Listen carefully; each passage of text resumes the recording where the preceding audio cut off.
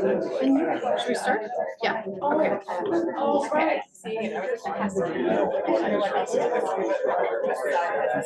Excuse me, we're going to call the meeting to order.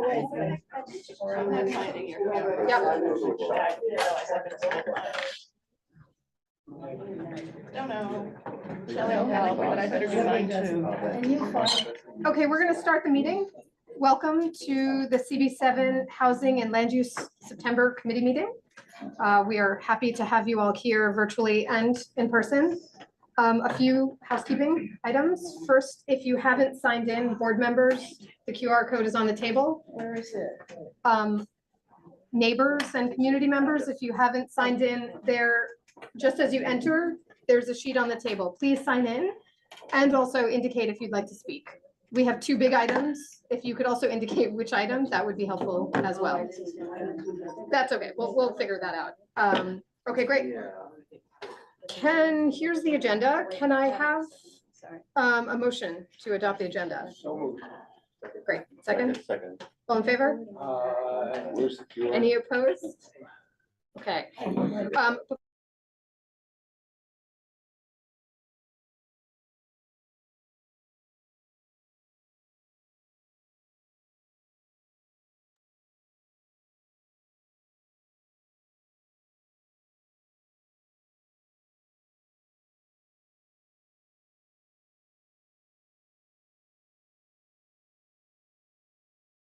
Office or online, and that is to talk about the Bloomingdale Library project. So if you have thoughts, comments, questions, please bring. There's also going to be a second land use meeting in September, and that will be on Monday, September 29th. Again, here in the office, and that one is to talk almost exclusively about Manhattan Plan, which Tabita also will be talking about later today. Okay, so let's get started with our BSA application. This is about Arte Café at 110 West 73rd Street. And I think we have the applicant here to do a presentation for us first. Yes, hi, can you hear me? Yes. Okay, perfect. Do you mind if I share my screen with the presentation? Please. That would be great. Great, perfect. Hold on 1 second. All right. Let me know if you can see my screen. Not yet. No. Now coming. Here we go. Yes. There it is. Great. Okay, good evening, everyone. Thank you for the time tonight. My name is Alexia Landisman. I'm joined with Eric Bath from Goldman Harris, as well as Raul Escarza, who is the restaurant manager for Arte Café. And we are here to discuss an amendment of a BSA special permit in accordance to, or for a property address located at 110 West 73rd Street, which is in Community Board 7. So let's discuss the presentation. So the premises is currently improved with a 4-story townhouse, which you see in the photo displayed. And the basement level had received a special permit to have a restaurant which contains seating for Arte Café. This was approved previously by the Board of Standards and Appeals through special permit. The premises are located in an R8B zoning district, which does not permit commercial restaurant use group 6 as of right. And so the special permit permitted the restaurant that was originally in the C18A district to be enlarged into the residential area in the basement to provide seating for that restaurant. So today we are here to amend that original special permit and request the enlargement extend to the cellar of that same building. So hold on, there we go. So here you have a land use map that shows a little bit better what we're requesting here. So C18A is the shaded section. And so the lot adjacent to that, highlighted in red, is 110 West 73rd Street. And that is the location that we're looking to enlarge the cellar area to be part of Arte Café. So a little bit about the project. So in 2013, BSA approved the special permit pursuant to zoning section 7342 and 7303 to permit the extension of Arte Café into the adjacent building for a term of 5 years. And now the applicant proposes to amend that special permit to allow and legalize the use of the cellar space for back-of restaurant activities. So we have storage, food preparation, and employee lockers that are located at that portion of the cellar. And so we just want to be very clear about what this extension means. So the extension is not imposing any kind of hazards or disadvantages to the community. We're not increasing the restaurant size or capacity. All we're doing is shifting the storage area to the cellar to allow more food, kitchen and food preparation space for the basement and the cellar. And so we just want to be very clear that there's no increase in bulk to the building, as it's all happening in the cellar, and so it would not impact the restaurant or the neighbors. And so the reason we're doing this is expanding the restaurant operations into the cellar is essential for post-COVID success. Obviously, it's a different market to be a restaurant. This is a family-owned business of 30 years, and so they are trying to offset higher cost of rent, reduction of foot traffic. They need to prepare meals in their kitchen, and so they need to utilize that space efficiently. And so we're trying to maximize the operations at the existing space, and that's why we're requesting this this amendment for the special permit.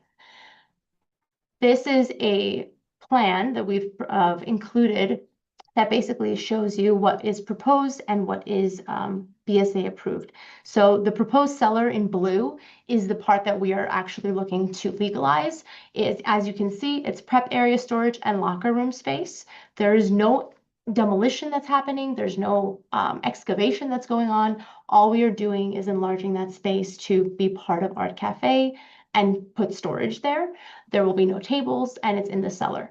On the right side of the slide, you'll notice the BSA approved basement. This is where the BSA had approved the seating. This is on a level above the cellar, and that is staying put. So we're not changing that today.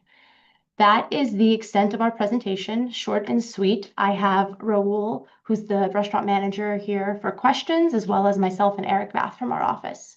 And with that, we welcome all questions. Great. Could I ask you to stop sharing your screen? Yes, absolutely. Great. Thank you. Okay, so I thought if anyone has, board members have one or two factual questions, we can take those, and then we'll move to the community feedback and then come back to board members for discussion. Klari. Yeah, I have two factual questions. The first one is, you described it as approve and legalize the use of the cellar for the purposes described. Is it currently being used for those purposes? Why the word legalize? Yes, so great question. Thank you for your question. So the special permit had a term of 5 years. And so unfortunately, COVID took place and the restaurant industry was suffering. And so this fell on the back burner. The owner has used the cellar space. And so today we are going to the BSA to extend that original special permit and amend it to include this cellar space. So has the original special permit for the basement seating in 110 expired as well? Yes, that's all encompassing. So yes, we're going to the BSA to get an extension. So BSA allows you to apply for an extension within a certain time frame. We are within that time frame, sorry. And so we are requesting that extension of term as well as amending it to include the cellar space. My other factual question is, I found your first slide, I think it was a little confusing. It looked as if you were designating the area in question as 6 bays wide, which looked to me like both 106 and 110. But you're not, nothing about this is about 106, is it? That's correct, exactly. So because it's one restaurant and the actual restaurant is located in 106, they are considered the premises per the board resolution today, and the premises of our application only involves the cellar located in 110. So it is not including the restaurant of 106, that portion of the restaurant. Thank you. Thank you. When did the basement permit expire? Great question. Bear with me one moment. So it's a term of 5 years and it was approved in 2013. So it expired in 2018. And this is now 2025. Yes, that's correct. 7 years, the restaurant's been operating without a permit. As I said, we are within the time frame for an extension per the board's rules and procedures. And so we are here to legalize and to make amends and make sure that we're in compliance. That's why we're in front of the board today. Am I right that for the last 7 years, the restaurant's been operating without a valid permit In 110. at 110? So yes, that is correct, and that is made very clear in our statement to the board. The board is aware, and so we are here because we are here to legalize that cellar space and renew the term. What precipitated this application? Was it that you wanted to extend it, or why now? What woke up the restaurant to this? Well, I think that is a question that we can ask Raul. I believe Raul is here with us. Raul, what prompted the VSA application? Hello. Good evening, everyone. My name is Raul Escarza, and I'm the manager for the restaurant. And could you repeat the question again? The question is, what you've been operating under an expired permit for 7 years. What precipitated the current application?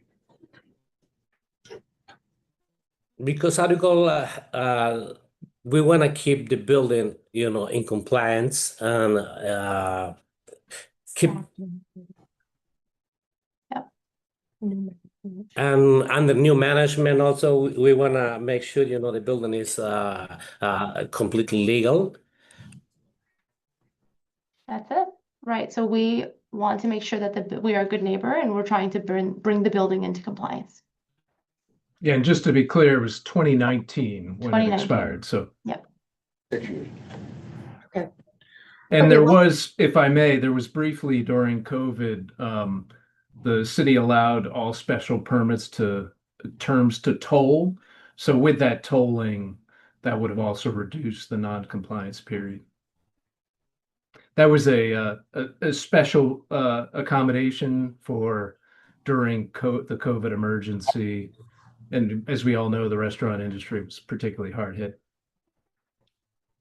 Why don't we move to community feedback? I have to tell you that my email inbox has been flooded by, I think it's more than 50 responses from various community members outraged at how the restaurant has managed its affairs. I have a factual question, if I might. Okay, please. So I'm not on the committee, but I am on the board and vice chair of the board. You mentioned in the presentation just now, the hardship on rent. And this is not a problem per se, but I just want to get it factual, just want to get it clear. The landlord of the buildings that are assembled and the owner of the restaurant are one and the same, isn't that right? In other words, you're not paying rent to yourself. Maybe you are, maybe you, the corporate structure, but I just want to understand that the landlord and the restaurant owner are the same.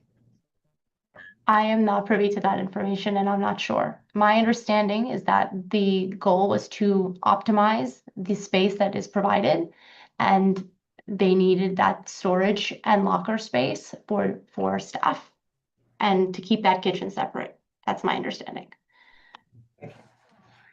Okay, so I know we have plenty of people. I have received written testimony anonymized that people would like me to read into the record. I also have 2 videos to show, but before we do that, why don't we, Maisie, should we do a few people online first? Maybe 3 people online and then 3 people in person if they'd like to stand up and maybe line up over someplace over there by that column.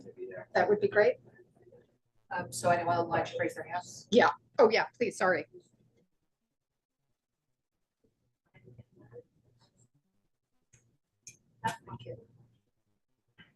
Okay, so anyone online looking to speak and raise their hand? And Maisie, will you promote them and start? Taylor Rogers. Taylor Rogers, you'll be first.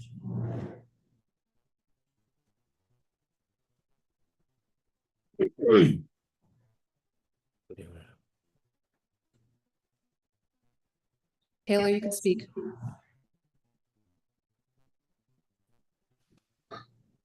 Hello. I should go to someone else. I think Thought I they're heard trying to something. speak. Didn't we just hear a voice? I heard a hello. Yes, Taylor, we can hear you. Okay, thank you. I apologize for the tech difficulties here. My name is Taylor Rogers. I am a shareholder and co-op board member at 121 West 72nd Street, which means that both my apartment and that of several other of our shareholders back up to Arte Cafe's location. I would like to just share some concerns we have around the way the restaurant has been operating over the past several years. The noise from loud music, loud events, loud conversations has been far and away the most disruptive thing in the neighborhood that we have to deal with, and far and away the source of the most complaints that we have from our neighbors. We hold it as a value in our building to support local businesses throughout the community. So we've tried to, both individually and as a board, make phone calls to the restaurant when loud music has stretched far past 10 p.m. and been a disruption to specifically families with young children and older adults who would like to be able to get rest or do remote work from their apartments in the evenings. And that has not been receptive. So we would just like to encourage the board to not approve any further applications of expansion from the restaurant, although we understand that will not increase capacity. Personally, would like to see local businesses be encouraged to comply with noise ordinances and other community standards. We understand that, we live in an area where there are a lot of businesses, but this has been one that has been a particular source of distress for our residents. Thank you so much for listening to our experiences. And if you have any questions about our experience, we'd be happy to share more. Thank you very much. The next speaker, sorry, we're going to allot 2 minutes per speaker as we have quite a full agenda and many, many desired speakers. The next speaker will be Fiona Cohen.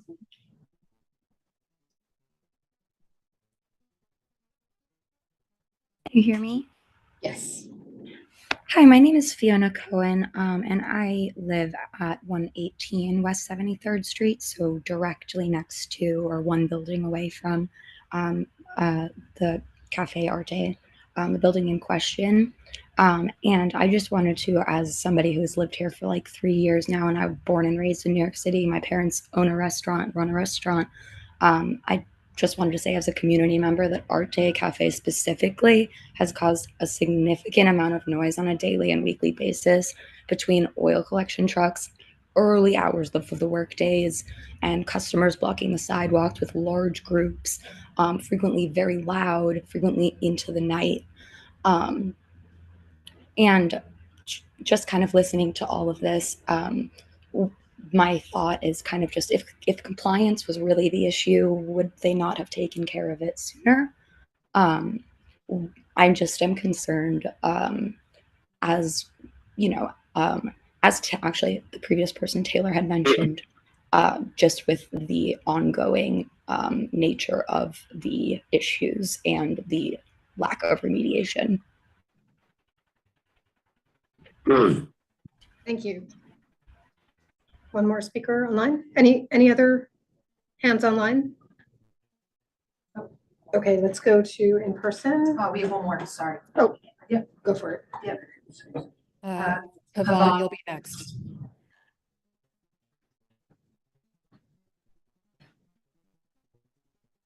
I don't know if you can hear me, but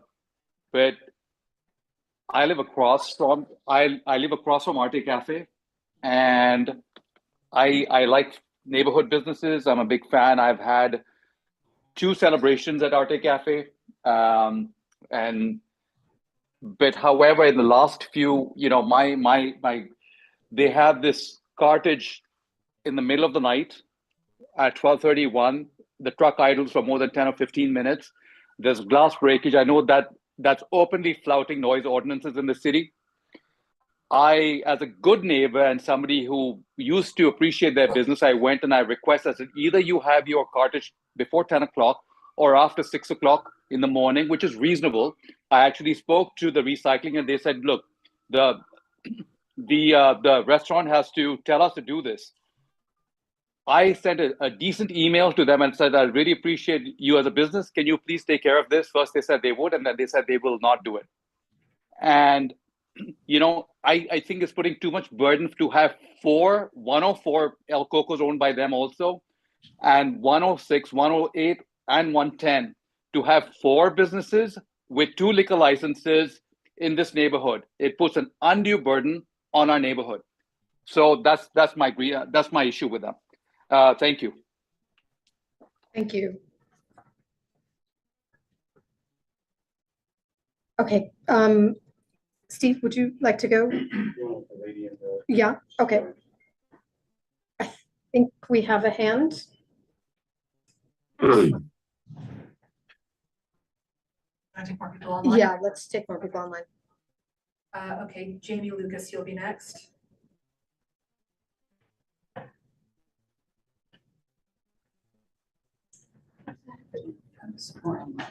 She's just unmuting.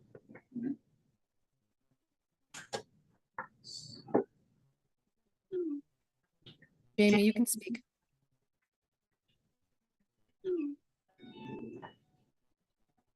I think you're still muted. It's not clearly shared.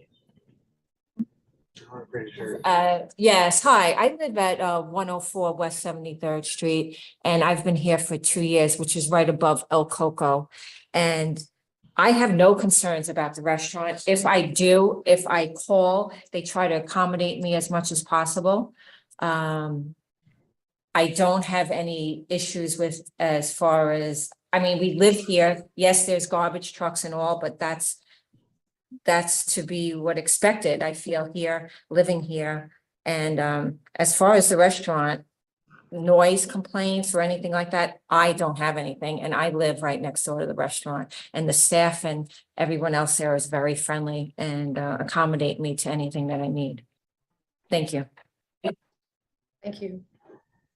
Steve? So I've lived in the building behind Arte Café. Do you mind coming a little forward? I've lived in the building behind Art since summer of 2021. There's a statement I emailed that outlines a history of intentional misconduct that proves a persistent pattern of deceit, not only to this committee, but to community members like myself, who have tried many times to get the applicant to be a considerate neighbor. Through the course of this saga, I've gotten to hear similar stories from other members of the neighborhood, all lamenting about different ways they've been negatively impacted by Arte Café's management. There's a long list of their deceptions enumerated in that email, but the one that is most personal to my experience is the flagrant illegal use of the back area for dining and events. There are many photos shown of the events in the back area, and while the applicant claims these events have stopped, they hosted an event outside less than 1 week ago on Friday night, September 12th. As a representative of my building's board, I and another board member went through a year of wasted mediation with them through the men's program at Oath. The owner never participated in a single session, but the representative agreed to have music played at a lower volume and to be responsive in real time if we called and asked them to lower the music during one of the events. During the mediation, they removed the direct line to the hostess stand and replaced it with an automated system, so there was no way to call the restaurant to directly speak with someone. Instead, complaints needed to be directed to a manager off-site. Never once did it have an impact. The music, MCs, and shouting continued loudly. When we got the off-site manager, she just assured us the event would be over soon. They did not change their behavior. Through this process, it's also been brought to my attention that their use of the backyard is illegal altogether in units 110 and 112. I printed out a graphic I can give you guys that utilizes the 311 Open Records database. No business in our zip code has received more noise complaints from January 2022 through September 2025. Arte Café has generated 50% more complaints than the next most significant business offender during that period. I have 2-year-old twins at home who use sound machines and fans to try to drown out the music and shouting reverberating through the backyard, but it is not atypical for their cribs to shake from the music coming from Arte Café. My neighbors and I have tried for years to reach an equitable solution that respects their right to have a business and respects our rights to have a livable home. Their pattern of deceit and disregard reflects an attitude of arrogance and apathy. Please deny Art's permit application. If you allow their infrastructure expansion, it will just support their illegal uses of the space. As a business owner, I have a Pavlovian aversion to asking you to do anything more drastic like shutting their business down. But honestly, at this point, I think anything short of that will just result in their continued disregard for the law and for their neighbors. Thank you. Thank you. Do we have any other speakers, please? Can you state your name? Sure. My name is Alan Lipkin. I live a few doors down from the restaurant. I've lived there almost 10 years. I walk by the restaurant virtually every day. What we heard in the initial presentation is that why this application is not about expanding the restaurant, it's about maximizing its operations. What does that mean? Of course, that means more patrons, more hours, more use of everything that's there. And this is not helpful. This is a residential street, yet we already have several restaurants on it. On one end of the street is the 72nd Street Express subway stop. On the other end is Strawberry Fields. There's already a lot of traffic on this street. The last thing we need is a restaurant maximizing and having more people coming through. I can tell you when I walk by, there is congestion, there is noise, there is lots of parking, there are people congregating on the street all the time, and it's just not helpful to the neighborhood. You're going to hear the same things from a lot of people. I don't need to repeat it, but the point is, I'm a firsthand witness of what this is, and the last thing we need is to maximize this and make things even worse. So please, at a minimum, don't make things worse. Thank you. Thank you. Any other speakers? Will we be able to have an opportunity to respond to some of the comments? Absolutely. We have just a few more comments coming. Thank you. All right, Steve Blau, you'll be next. Oh, he just spoke. Oh, the lady has my phone. Got it. Well done. Okay, you have 2 minutes. I don't think she knows that's my name though. Oh. Use her hand signal. So maybe while we're waiting, I'll just read some of the testimony that talked about, well, first of all, I did some research both in the BSA application and also on 311. And there's a slew of complaints, 311, DOB, ECB, all of which can be found on the Google Drive. Some highlights from the testimony. Here are quotes: amplified screaming for hours at a time, no regard for their neighbors, loud music, vibrations, a long history of non-compliance, accumulation of recycling materials and glass bottles, disruptive late night carting, increased rodent activity from garbage. We have a video to show you. And in addition to that, I think you all hopefully saw the email that was sent out, which had a very extensive list of other violations. Or should we maybe go to the video? Ready? Try one more time, see if it'll work. Can you hear me? Can you hear me? No. No. Do you want to just speak to, just speak? Can I speak from here? Yeah, but stay inside. Okay. Okay, great. I am a resident of the building of 110. Online here. In about 2022, the parties outside in the backyard, what used to just be a cafe, started. Sorry, wait, let me just interrupt. She's standing there because she just doesn't want her identity shown online. Just want to make sure the applicant can hear what she's saying, and people online. Right. Talk through the phone or something. Yeah, we Oh, tried. okay. Yeah. We can hear you. All right, well, Go then we ahead. should repeat it for the people. Happy to project. Great. Happy to project. So yes, to answer your question earlier, the owner of the restaurant is the landlord of the building. And so that is our landlord. And in 2022, the parties in the backyard, they put up a false roof. It used to just be an outdoor cafe, just for dining, which was great and fine. They started hosting weddings, bar mitzvahs, parties, corporate events. and put a false roof up that's just plastic. Therefore, it funnels the noise between the buildings on 72nd and 73rd we all in our building have decibel readers. I am on a higher floor and the decibels reach over 100, where a construction is usually in the 70s, if that gives you any idea how loud these DJs and parties are. We go downstairs, they do not want to shut it off. Like another person said, there's nobody at the host stand. They're unwilling to cooperate with us.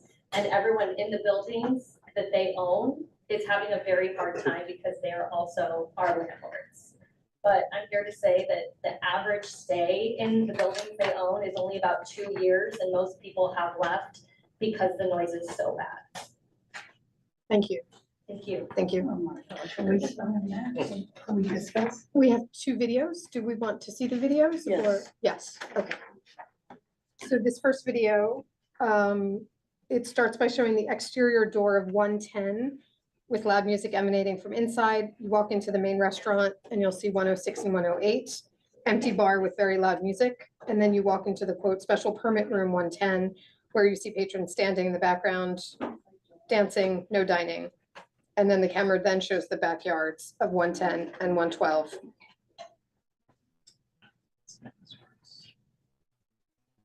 Oh, Sorry. yeah. Can I ask a question of the applicant? All right. Yeah, just one. Or do you want to do that first? Oh, yeah. Okay. Can we ask a question of the applicant first? Alexia, is that okay? In the original, we don't have the we haven't seen the application, but in the original application, were there conditions that were Yes. imposed on the? Yes. applicant? So yes, thank you for the question. And that was actually one of the responses to one of the comments earlier that, this approval would allow for an expansion, more business. I want to be very clear that when the special permit was granted, in the special permit there were provisions, resolutions that we had to abide by, conditions, I should say, that we had to abide by. They mandate the hours of operation, they mandate the capacity, the seating capacity, they mandate the hours and the use. And so this idea that there will be an increase in business is simply not true, and the board is very stringent upon keeping those parameters.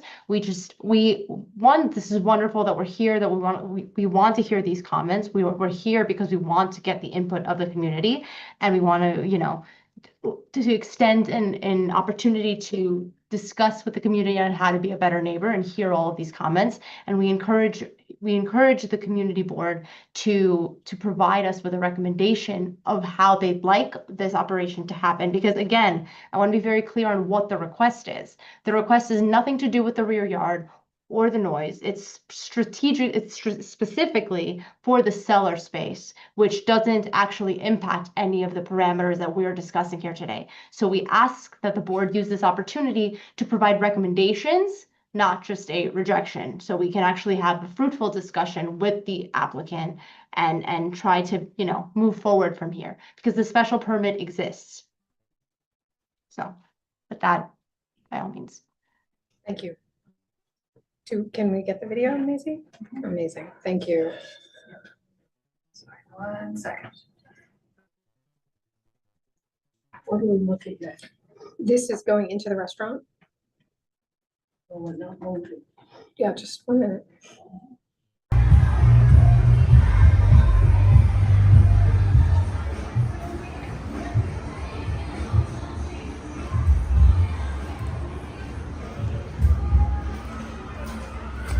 It's 10:32.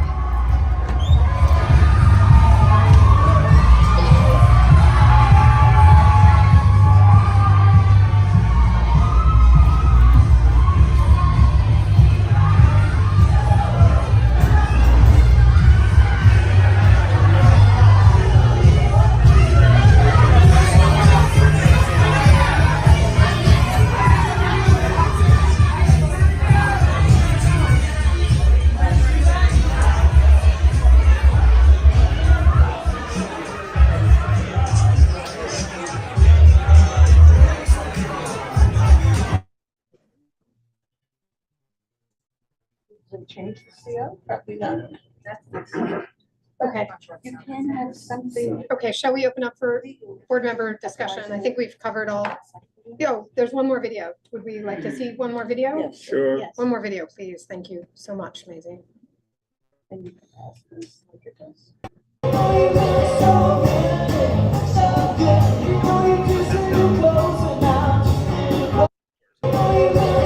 This is that basement space.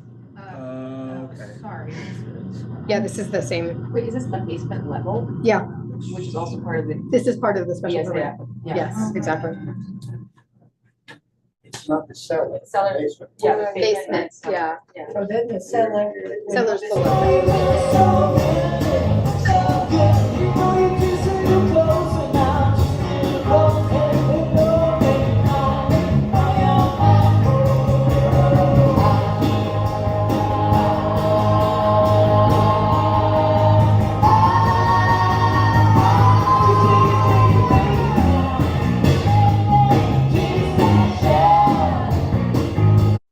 That looks like it's to the exterior. That is the Yeah. exterior. That's a different space. No, this is the rear yard space. Okay. That is But supposed before to we be were used. seeing it, the indoor space and Yeah.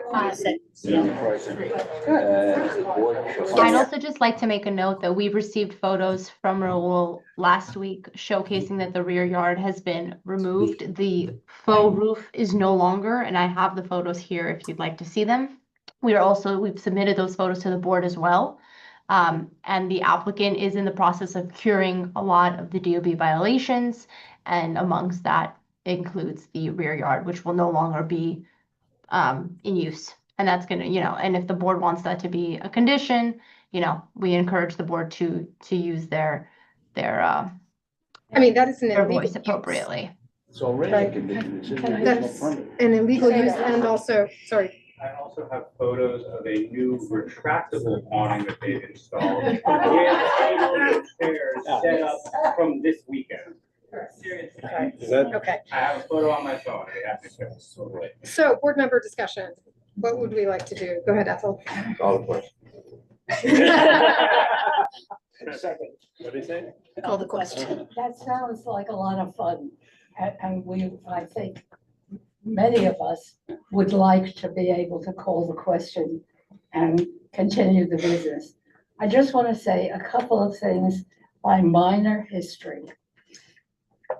For a long time, and not recently, this board regularly had a structure of monitoring cafes and making recommendations, and in fact, having a committee or merging of committees. And we would, as a board, wait often appropriately with the calendar appropriately for there to be a report from the committee of the cabarets, in the board or the subcommittee. And then we would say, and get their report because they'd go out and we would be able to make some kind of recommendation. And I'm sure that it was not completely systematic, but there was a structure, and it was something that at least I felt, and I think others, that we could rely on the subgroup authorized at the board and its report. I find tonight, just lastly, I'm very sympathetic always for business to continue and to have the fun and everything else. I have been very impressed with the extent, the number, the nature of the complaints that have come across and with the details that I have heard. I would personally have difficulty voting for the extension. What I would not have difficulty doing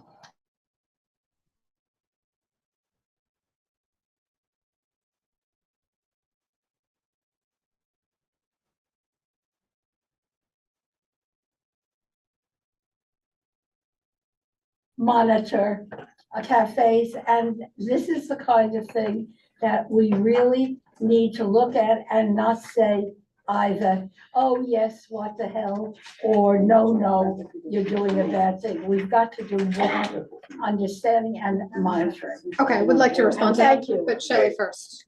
Yeah. Another tradition of the board was to use applications as a wedge to get the violations, whether they be technical or they be experiential, to have the owner give, set agreements for the things, many things that were mentioned here today that seem valid.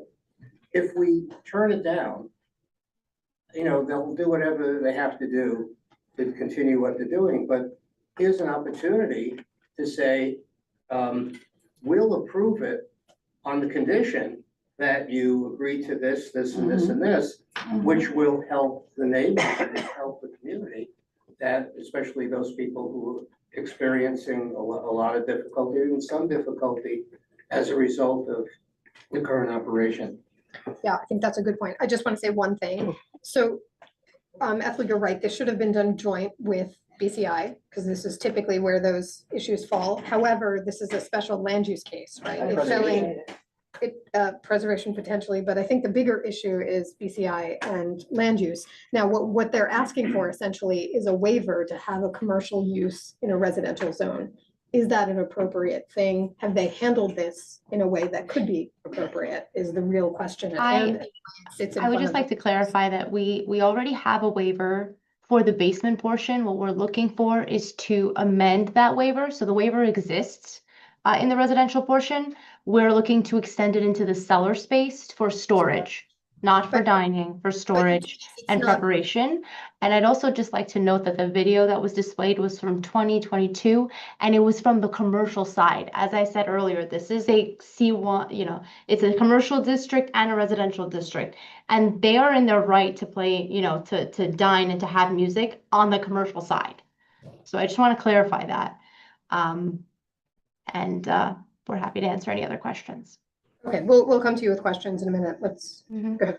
Oh, sorry, Louisa, did you go first? All right, we have to, there's a rule, and the rule that we have to abide by is that if the operator of this that has a special permit has violated any of the conditions of the permit, it is mandatory that the renewal application be denied. It's not discretionary. Now, here are some of the conditions that are in the original permit. One, that there not be any use group 6 within the rear yard of 110 West 73rd. That refuse will be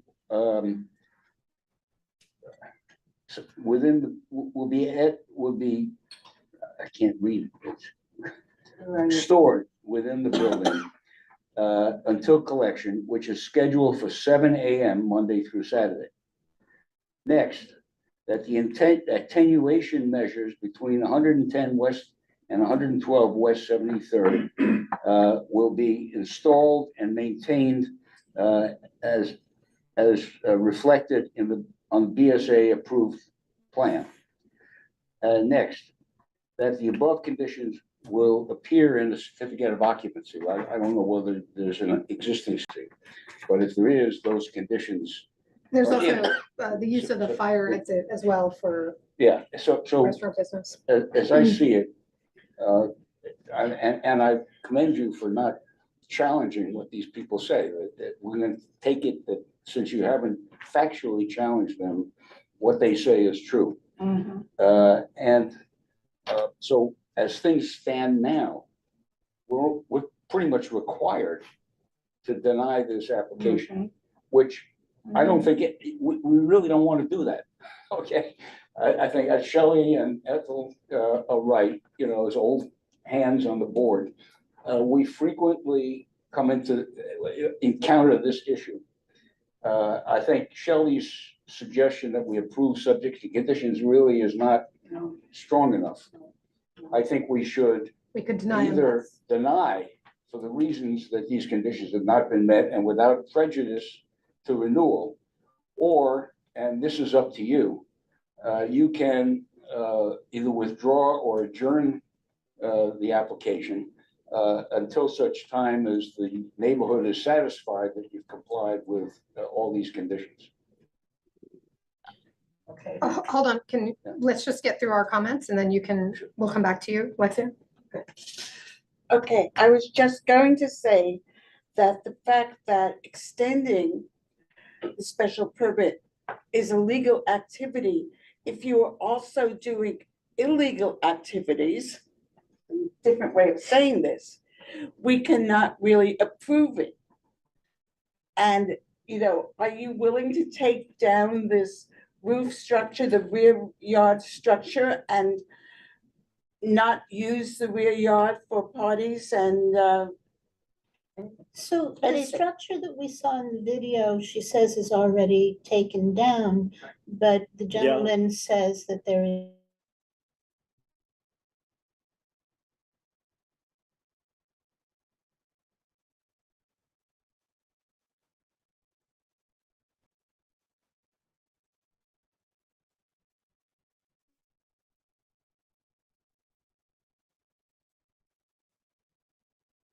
Disturbed by the fact that nobody representing the applicant could tell us whether the owner of the restaurant is the owner of the building, so Right. somebody else has told us that. A special permit is not a right.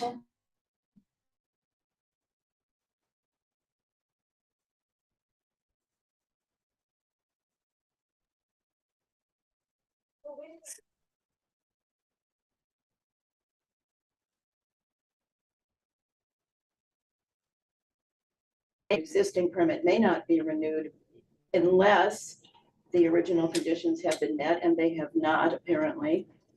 So maybe even if we want to, we can't.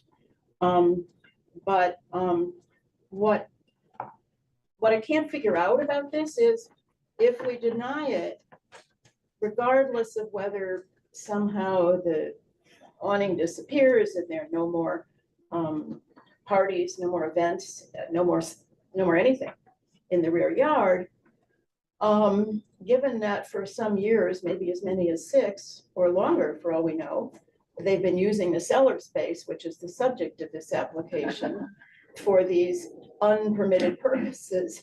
How we remedy that?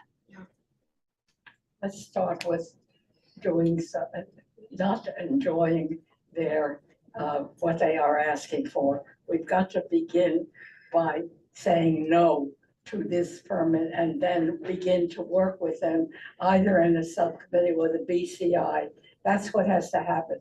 We can't do the moving around with this because there's just too much here that makes it fair. No, I mean, Has it been calendared anywhere? That's a good question. Has the application been calendared? Great questions, great concerns. So I'm just going to address it step by step because there's a lot to cover here. So we have submitted this application to the BSA. And so now it is in front of the community board for a review and in front of the full board as well. And then it's going to the BSA. We have a scheduled hearing date, and Eric, I believe, has that date. And hold on, sorry, I'm just pulling up my calendar as well, just to give you the exact date. We are scheduled for a hearing on the 29th or 30th of September in front of the BSA. Now, we are unable to not get, to withdraw would mean that this site is still not in compliance. We have to extend this term regardless. So it's not a question of whether or not we can withdraw the application. The extension of term needs to be extended because currently there is a restaurant and there is a commercial special permit that has been permitted in the basement and it is still operating and we have to be in compliance. And so we are not going to withdraw an application because we want to bring the site in compliance. It happens. We want to bring it into compliance. We are here in front of the board because we want to be a better neighbor and to bring this site back into compliance. Now, can we adjourn? We can, we are going to do our best to be a better neighbor. And, it starts now. We have Raul here. Raul is the manager of Arte Café. You have been very clear in what your demands are. And I have Raul here who can also talk a little bit more about the rear yard and what that looks like. And as far as the noise, there are also conditions that the board can do, as not the community board, but the BSA. They're going to reiterate those conditions in this extension. And so those conditions that you had read earlier today still apply. And so this is a great opportunity for us to work together instead of having a rejection that's really going to take us nowhere, right? So the rejection doesn't change, it doesn't change how the restaurant is run. It doesn't actually have it doesn't give us the opportunity to be better. It just gives us a rejection and that's it. And then we go to the BSA. But here we have an opportunity to work together to figure out a solution and be better neighbors. And so we are all ears and we are, very, very, we'd like to be very responsive if given the opportunity. So we hope that we can do that tonight. We can absolutely give you a list. We can compile all of the feedback. We'll get to you in 1 second. We can compile all of the feedback. The big concern is you've not been in compliance since 2019, I believe. Now, all of a sudden, you are eager to be so, but nothing gives us any assurance that you will abide by any of the restrictions that were imposed on you by the original BSA permit. Right. So what all of a sudden is our guarantee that you're going to be a better neighbor instead of just continuing your behavior as it's been? The site has been getting violations. It's not something that we are not getting penalized for, right? So there's obviously paths that happen when you are not playing by the rules, when you're not in compliance, you get violations and fines. And so we are now trying to clean up the site. Obviously, owning a restaurant and owning a business comes with many responsibilities and it's expensive. This is not an easy process. This is a time-consuming process and quite an expensive one. And so obviously this fell on the back burner. And so now we're here trying to bring it into compliance. The owner has made this a priority. And so we are going step by step to address all of the violations, to cure those in order to get this extension, but also to face the community board and address all of these concerns that have been laid out here today. So yes, obviously we can't, predict the future, but we're here listening and keeping an open mind, and would love a bullet points or recommendation from the community board about what can be done. We are all ears and we're here to listen. Great, Doug, Minna, and then perhaps we make a motion. Yes. So I appreciate your patience and listening. By the way, this sort of pains my heart because I've been a customer of this restaurant for many years with my family, and I find the food great and the price is great. But obviously, we have a role here. And to my colleague who just stepped out to answer a call, he said, "You're here because you have to be here." I'm a member of the BCI committee, which is the Business Consumer Issues Committee, where we review your liquor license applications and renewals, as well as outdoor dining. And we recently had the executive of the Small Business Services, the nightlife mayor, who actually gave us a presentation encouraging us as a tool to use the MEND program. So what is really upsetting to me is we heard someone say that they've utilized the MEND program, which is a wonderful program to, it actually stands for Mediating Establishments and Neighborhood Disputes. And I understand that didn't work out well. So because that would have been a tool that I would have recommended either through this committee or BCI. And I don't know if you haven't resolved that through a method. That's a great program. I'm concerned about what's going to happen in the future. Minna, and then we'll. Yeah, I heard a lot about the hours at which refuse was collected, and I haven't heard anything about what you propose to do to abide by the condition that is in the use permit, with respect to the refuse.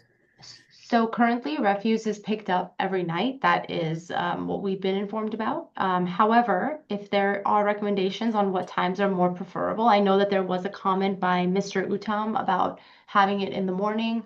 Obviously, this can be a community discussion on and what hours are better, and we can bring that forward to the ownership and try to figure out a solution, right? So I have our current hours, but if they need to be moved to more accommodating times, we're open and we're here to discuss that.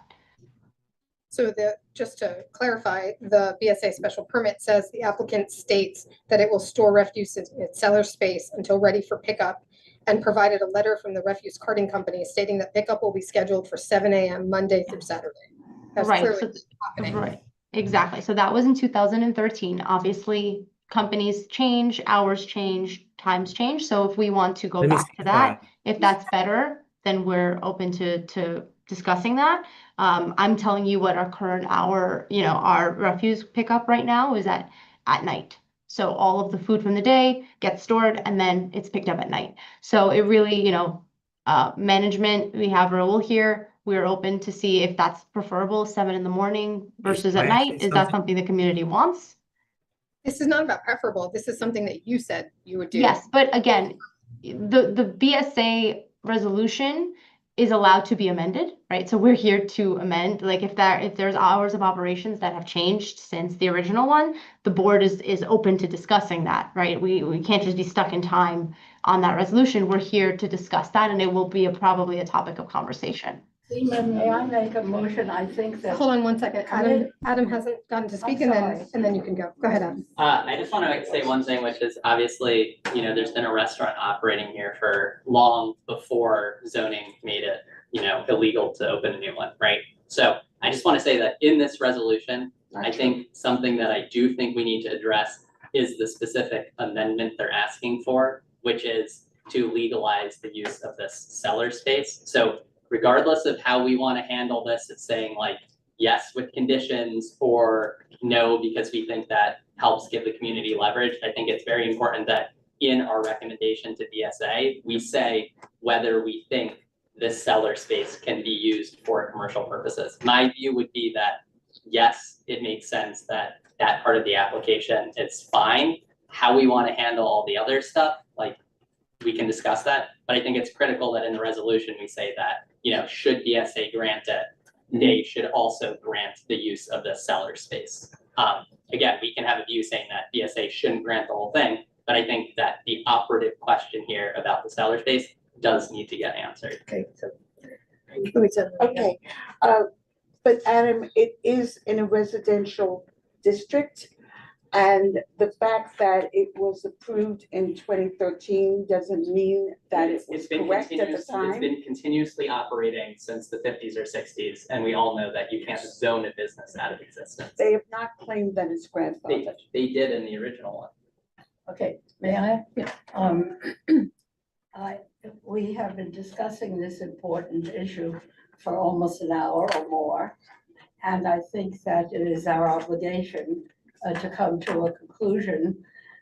One, I would say that I urge, in fact, I believe a date was mentioned by the attorney, I think it was September something. 29th or 30th. Okay, I would say that this board should mandate or encourage the BCI committee and maybe 3 or 4 people from this committee to be working to make some kind of recommendation of what should happen. My issue, I am ready now to say no to the entire thing. I also am willing, not me alone, but that we have some ability to deal with, for example, what Adam said, and do this because we haven't been doing anything about cafes for a long time. And this would be a good thing for us to develop a mechanism, BCI and maybe 2 or 3 from here, and do it. And we should make the recommendation. I believe that we cannot approve this. We urge BCI and others and the owners to get together and come back before September 29th and see what to do. I don't know that we can manage that in that time frame.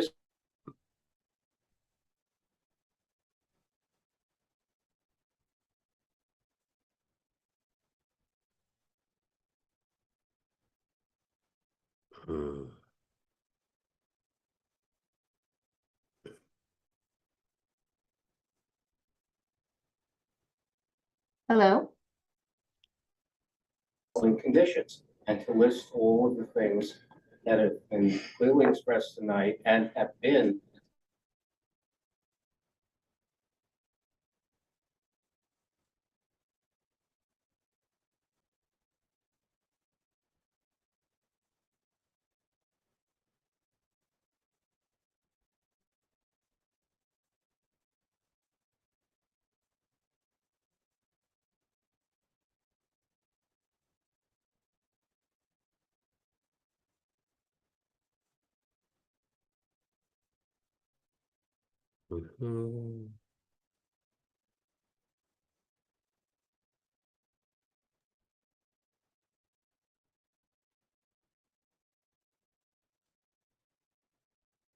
the permit that's been expired for the last 6 years, but approves the application to the extent that the applicants can use the cellar for storage and food prep, I think. And then go on to say that among the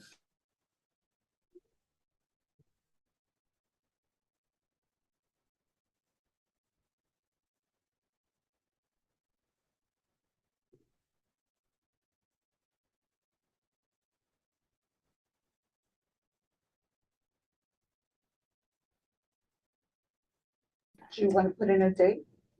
6 months? it doesn't matter. If they go out and fix it tomorrow. Anyhow, you know. Yeah. If this I- is a- second the motion. Let's, I just, if it's a motion, I second it with enthusiasm. Shall we vote? Yes. Yes. Okay, all in favor? Raise your hands. One, Committee 2, members. 3, 4, Committee members? 5. Committee members, 6, 7. They haven't done anything in 9, 6 10, years. 11. Okay. For you, yes. 12. No. For you, yes. 11. 12. Sorry. 1, 2. Hands up again. One more time. 1, 2, 3, 4, 5, 6, 7, 8, 9, 10, Wait, this is 11, for or 12, against? 13. 4. It's a big. Well, Okay, 12, 4. It's a big committee. I'm sorry to non interrupt. committee. We have another representative of the owner on the Zoom who would like to speak. Okay, are you still taking the votes to the non-committee yet? Yeah, We already no, voted. Hold on, wait, 12, 4. How many against? 1, 2. You're kidding. Abstaining? There's no one left. Abstaining for cause. Okay, All great. right. How about 12, 2, motion passes 12, 2, 0, 0. I'm sorry, you froze on my end. Sorry, did we vote in favor of what exactly? You unfortunately froze on my screen, so I didn't hear what the vote in favor was. We approved the use of the cellar and disapproved the renewal of the special permit. All they wanted was a cellar. Okay, thank you very much. We'll get you all of that in writing. Okay, I appreciate it. Thank you, everyone, for your time. Okay, we're not quite done yet. If you want to hang sorry. on for 1 minute. Okay, non-committee vote for? Yes. Am I the only one? Oh, It 1, looks like it. 1, 0. Unless someone's. Any other non-committee?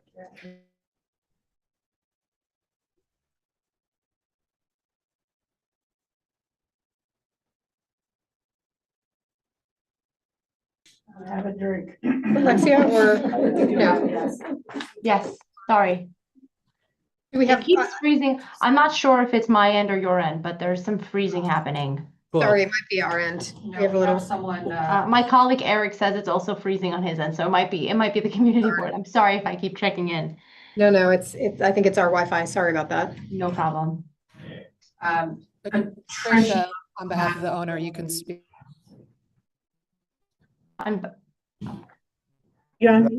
Hi. Hello? Yes, we can hear you. Hi, my name is Robert Malta. I'm the owner of the property. And I just want to address a few items. The one item is that we did meet with MEND, and Steve Wilson was very aggressive with our management, 2 females, Alexis Alonso and Barbara Policaro, and we couldn't get anywhere with him of his aggressive behavior. So we did the events, we went through all of that, and everything he's saying is inaccurate and not true. And It's a little late for that. Please. Not participate in it. I want to say that I did the MEND, and it was a great program. It was really super helpful. I was on calls with your team for a year. You never showed up. We never met. We worked with 2 women. You were very aggressive. That's why I did not show up. Okay, if there's something. I don't think, And everything right, is so I being think, through. And I don't think this also is address the garbage. the appropriate venue for this portion. All I right, believe we had a vote. I just also want to address the garbage with Mr. Pavel. He wanted us to bring the garbage to Columbus Avenue. We were not, the garbage company said, can't do that. We asked the garbage company to do it at night at the time he wanted, but they said they can't control it. I asked him specifically, please do it at this time. I wanted it out at 11 o'clock so I could save our staff to go out in the middle of the night. And also with all the rats and all of that, we don't want it out that late. But that's something we cannot control with private sanitation. Then Mr. Patel wanted us to bring it to Columbus Avenue. Garbage companies, we would do that, but we can't put it in front of somebody else's property. Okay, thank you very much. Thank you, Alexia. Thank you very much for everyone's time this evening. Thank you. Thank you. Thank you. Okay, thank you for your patience. Moving on to the second item. Before we leave that. Yeah, please, go ahead. This is going to be heard at BSA before the community board vote meets. Oh. What are we going to do about that? Oh, before the full I board. guess the executive committee or something. Maybe The we steering committee. can ratify. You know, what I was gonna say is, we've had the executive director of the Office of Nightlife at SBA, which oversees the men program. If maybe they can do a redo with Meet Men. I would encourage it. It's a city agency that's Seema. designed for this. Well, maybe it could be women, it'll work And we can better. just send a letter Men. instead of a I know. resolution. Right, there's actually a form, a BSA form that we need to fill out as well, so But we might can need just say to. that the full board didn't vote, but this is. Our committee. committee vote. Okay, great. I don't think BSA makes a distinction when the opinion is this. Between us, first, yeah, got it. Okay, great. Next item is the Extel project at ABC.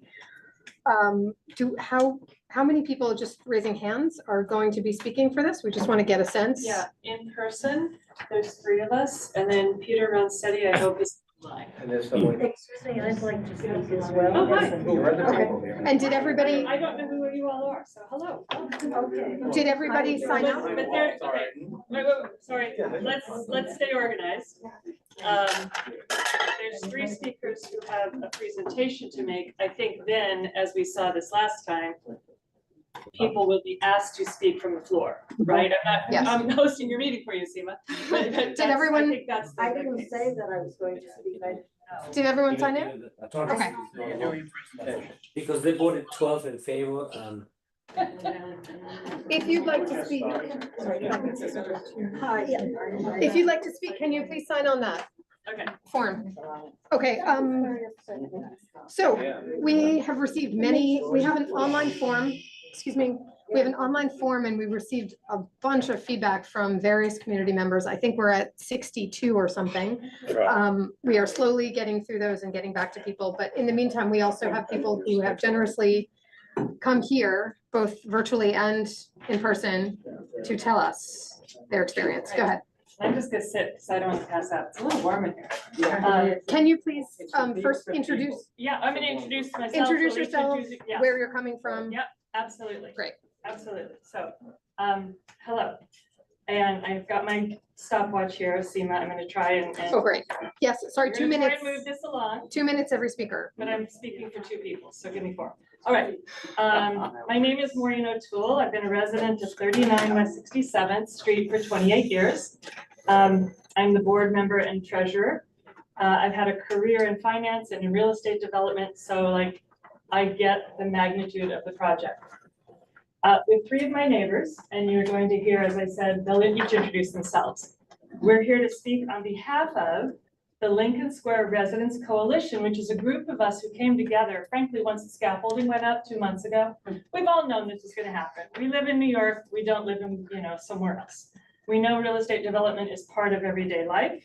We represent 12 buildings from basically the perimeter around. So we are 66, 67, Columbus, and Central Park West. So 12 of us all around this extremely massive project. We represent approximately 1,250 apartments and or co-ops. And like I said, we're sort of everywhere. The neighborhood is a classic Upper West Side. I would say the average tenure is 20 years. We've raised children, they've gone to schools, we see each other on the streets. This is a massive project and we are just concerned about our quality of life, as we would be. not during normal development, but during the development of this thing. We don't know what's going on. The scaffolding went up 2 months ago. There's been no communication. Excel has never reached out. They did reach out to our building, and I think a couple of the pre-wars, because by regulations, they have to put vibration monitors on. As many of you know, the Upper West Side is all the water streams underneath our buildings, which I know we have had problems with our basement floor in the past, and we've had to shore it up. And so we're extremely concerned about the pre-wars, especially on the artists and musicians block that, you know, go back to 1903 in the case of the first one. So I think what we're here to do tonight is just express to you our questions. Where do we go? How do we get plugged into this instead of, you know, seeing people in hazmat suits that are taking dust off of our building? And I'm on the first floor, so it's pretty bad.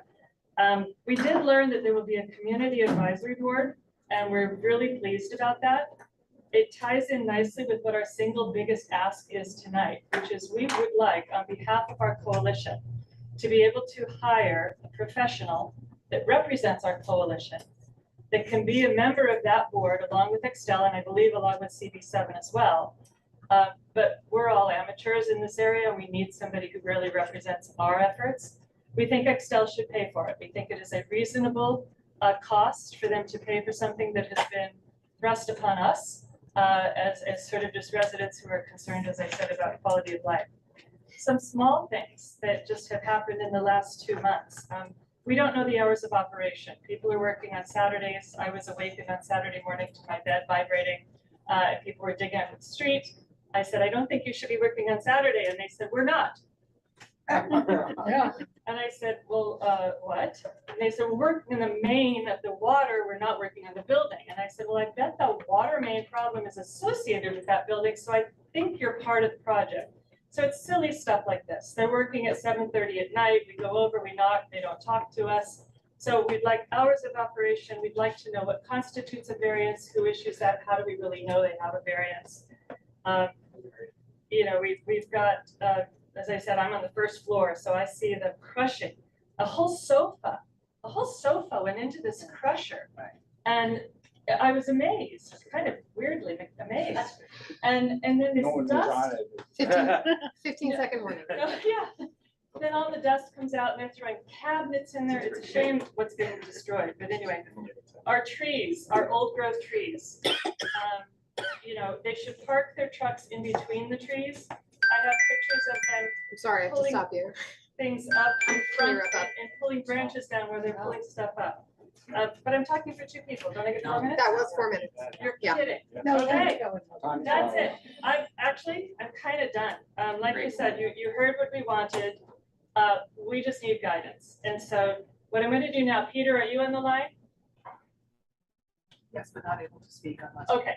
Peter, we're going to now pass it over to Peter, who lives at 150 Columbus, and he's going to speak about his concerns and air quality monitoring.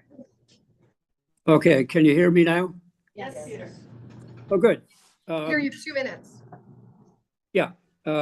Okay, so by way of background, I'm retired from a major U.S. corporation where I was senior director for worldwide environmental and occupational health programs. I'm a civil environmental engineer with a master's degree in environmental health sciences and community air pollution from the Harvard School of Public Health. In my own informed professional way and in discussions with and planning with appropriate outside consulting firms, I have been considering the potential adverse impacts on us as neighbors to the Extell development project. Specifically, I'm looking at airborne contaminant issues, excessive noise and vibrations as they might impact both the health, safety, and quality of life of our residents, as well as the structural integrity of our buildings, with a focus on protecting our expensive facades, our vulnerable facades, vis-a-vis all the work that we've all done to comply with local law 11. The unfortunate aspect to all this is that I personally have been grappling with these issues, having had one hand tied behind my back. We have not yet been the beneficiaries of any preparatory outreach from Extel, providing us with information on necessary details of the project, including but not limited to sequencing and timing of the project. And this is a major handicap to us. And that said, I consider it a serious and regrettable oversight on Extel's part. How is this important? Well, I'll give you an example or two. In planning to conduct an air monitoring survey to know whether we are being exposed to the release of contaminants during the project, how should we instruct the laboratory? What should we instruct them to test for? Should we test for asbestos? Should we test for PCBs, heavy metals? Who knows? We have no idea what is inside those buildings when they were constructed. We have no idea what we're going to be exposed to. Thank you. To just willy-nilly test. Peter, I'm sorry, we have to stop you. I'm sorry, we have many speakers. Can I cede my 2 minutes to Peter, please? No. Okay. You know, Thank you very much. I think this is. Sorry, we're gonna go in order. Yeah, we have, sorry, we have an an order. Go ahead, Maureen, you're last. No, Karen. Oh, sorry, Karen. Okay, hi, I'm Karen Davidson. I'm on our board at 45 West 67th. We're on the corner of Columbus. We're directly across from where ABC Studios were. So if you remember, Regis and Kathy and Mark and Kelly were right there. Earlier today, I'm just going to tell you something that happened. On the roof of what I just described, they were dismantling the HVAC system. They were in protective gear. They were breaking down things. Smoke was coming out into the air. There was no indication that they were doing this today. We closed our double doors. We had our doormen put on masks, and we didn't send out a red alert because the rain. But this is the kind of thing that we need your support and guidance behind, because there is zero communication from Extel. In our coalition, we have landmark buildings, pre-war buildings. There's 2 post-war condos, 150 theater. And so we have different concerns, but collectively, we all have the same concerns about quality of life, noise, rodents. The biggest thing that we have an issue with is we don't really know what they're building. We don't know when they're tearing it down, what sections are happening when. We don't really understand their commitment to you for affordable housing. We don't know if there's a hotel, not a hotel. Where's the entrance to the building? Is it 2 towers? Is it 1 tower? Doesn't really need to be a super tall, which means 20 more stories on top of the building they're just completing now on 66th and Central Park West, which is 70 stories. Does ours need to be 90? And just a reminder that we are a arts center for the city, for the world, really, Lincoln Center. We're a community, we have schools, we have families. The borders of this 2.5 acre project is the park and Lincoln Center. My building also has commercial real estate on the Columbus Avenue side. There's commercial enterprises directly across of Columbus. So there's just a general concern about all of these things. And just so we have an understanding, I know, 5 seconds. I feel like I'm on the Oscars in a flag. Sorry. Can I just finish real quick? Last sentence, please. I'm sorry. Yeah. We just want to have good communication. We want to have an understanding. We want to have dialogue, and we want to protect the quality of life, the health and safety of all of our residents. We're very concerned. We have pets, we have families, as I'm sure you all. We want Extel to be respectful of our community. So I'll just say thank you for this group, and I'm pleased other people want to talk. We've been sending out emails. And just to reiterate, if we get this one representative, it's a win-win. Right? There's too many people talking to too many people. There are more rumors than rats right now on 67th Street. I'm just telling you. Right at the moment, Because we just don't know. So I want to stress to everybody that the win-win is we as board members are getting lots of calls from our residents. So we will be able to streamline communication. So I just want to point that out, that we're trying to help it for you guys, for Extel, for all of us. So that's the end of us, and over to. Thank you. Thank you. Jen. Did you want to go? Oh, yeah, please. Hi. Joyce Silver. Yes. I live at 150 Columbus. Hi. I'm Joyce Silver. I'm running as a write-in candidate for mayor, and I live at 150 Columbus. I am concerned that I heard that this is going to be 120 floors. That means there will be no light on our side of the building where you enter into 150 Columbus. It also means that we already have congestion on Columbus Avenue. You are blocking major roads on both sides, on 66 and 67. On 67, they're landmarked. I don't know why we have never gone for landmark status on our side of the block. What happened for ABC was 45 years ago. I think it's time to rezone. And 120 floors, another needle where people are non-paying real estate property owners. This is a catastrophe. We don't have the infrastructure, very honestly, for that kind of a structure.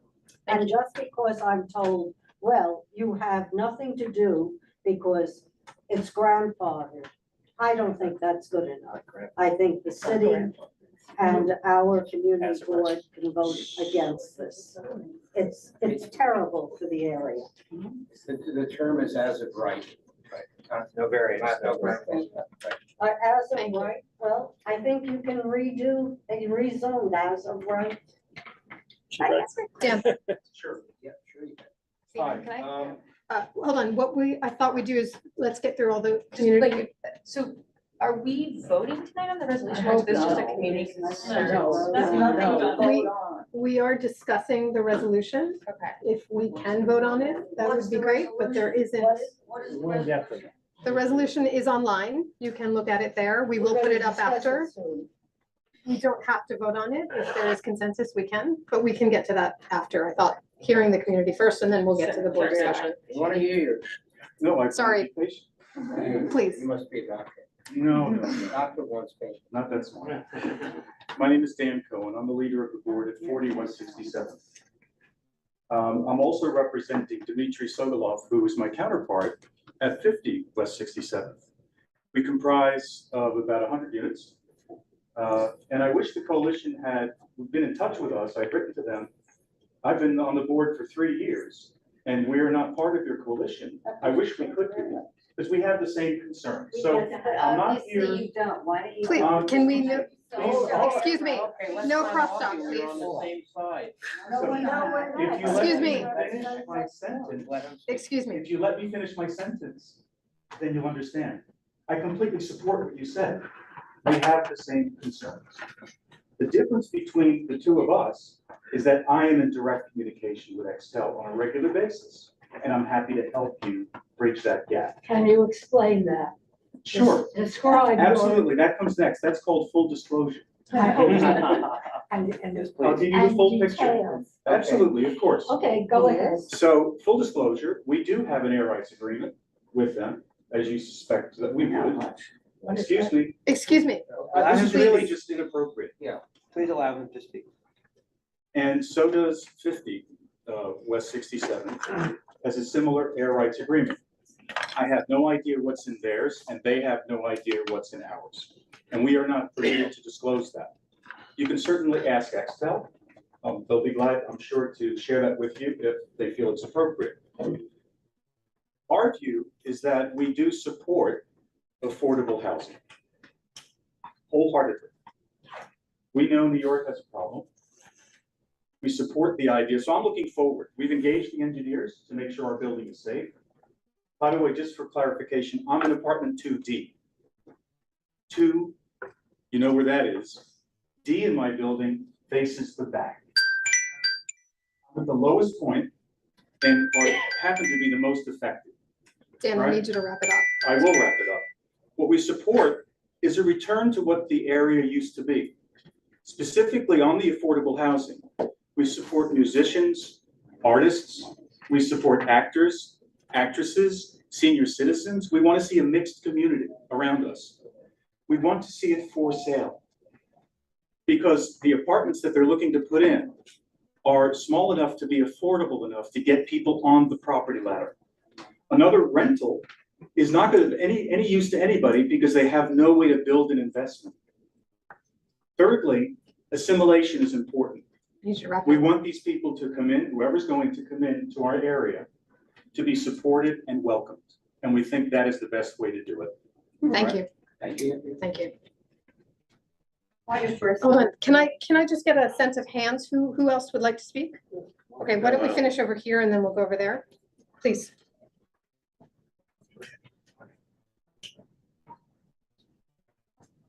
My name's Don Celentano. I'm the resident manager at 150 Columbus Avenue and been a resident in the neighborhood for 22 more. Since 1996. Anyway, these towers that are going up, there's one already up. No affordable housing, so all of this is garbage, what you're talking about. This is a artist's neighborhood. It's a ballerinas, it's bassoonists, it's a wonderful area, and it's being destroyed. Nobody really cares. I don't know who gets paid off to do this.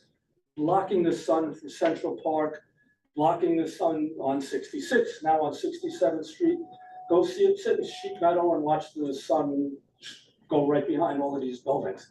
I know you guys have nothing to do with it. I know you don't. I really want you guys to please consider this coalition so that we can communicate. It's a done deal, it's garbage, and we're stuck with it. But please let the community protect itself. I have kids, I have special needs kids. Let's please have some communication when these people are going to be dumping dust everywhere. They're starting already on 65th Street.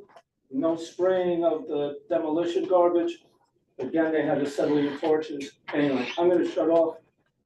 Sorry that I'm angry about what's happening, but it's greed and it's terrible to see. And I hope that you work with these people that are trying to communicate with Excel. They've not done anything with me. I've gone over there to try to communicate. Thank you. Thank you. Yes, please. Hi, my name is Austin. I live on 110 Western Avenue, so a little bit farther west. I was born in the neighborhood. I still live in the neighborhood.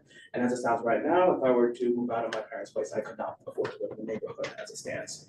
And I know many of friends that I went to school with who have the same situation that are moving out. They cannot return back to the neighborhood unless they live with their parents. And independence is nice and all. I'm privileged to have the security of stable housing and a loving family who will keep me in their home, but I can't say that's not going to last forever. And there are many thousands, millions of people that don't have that same situation.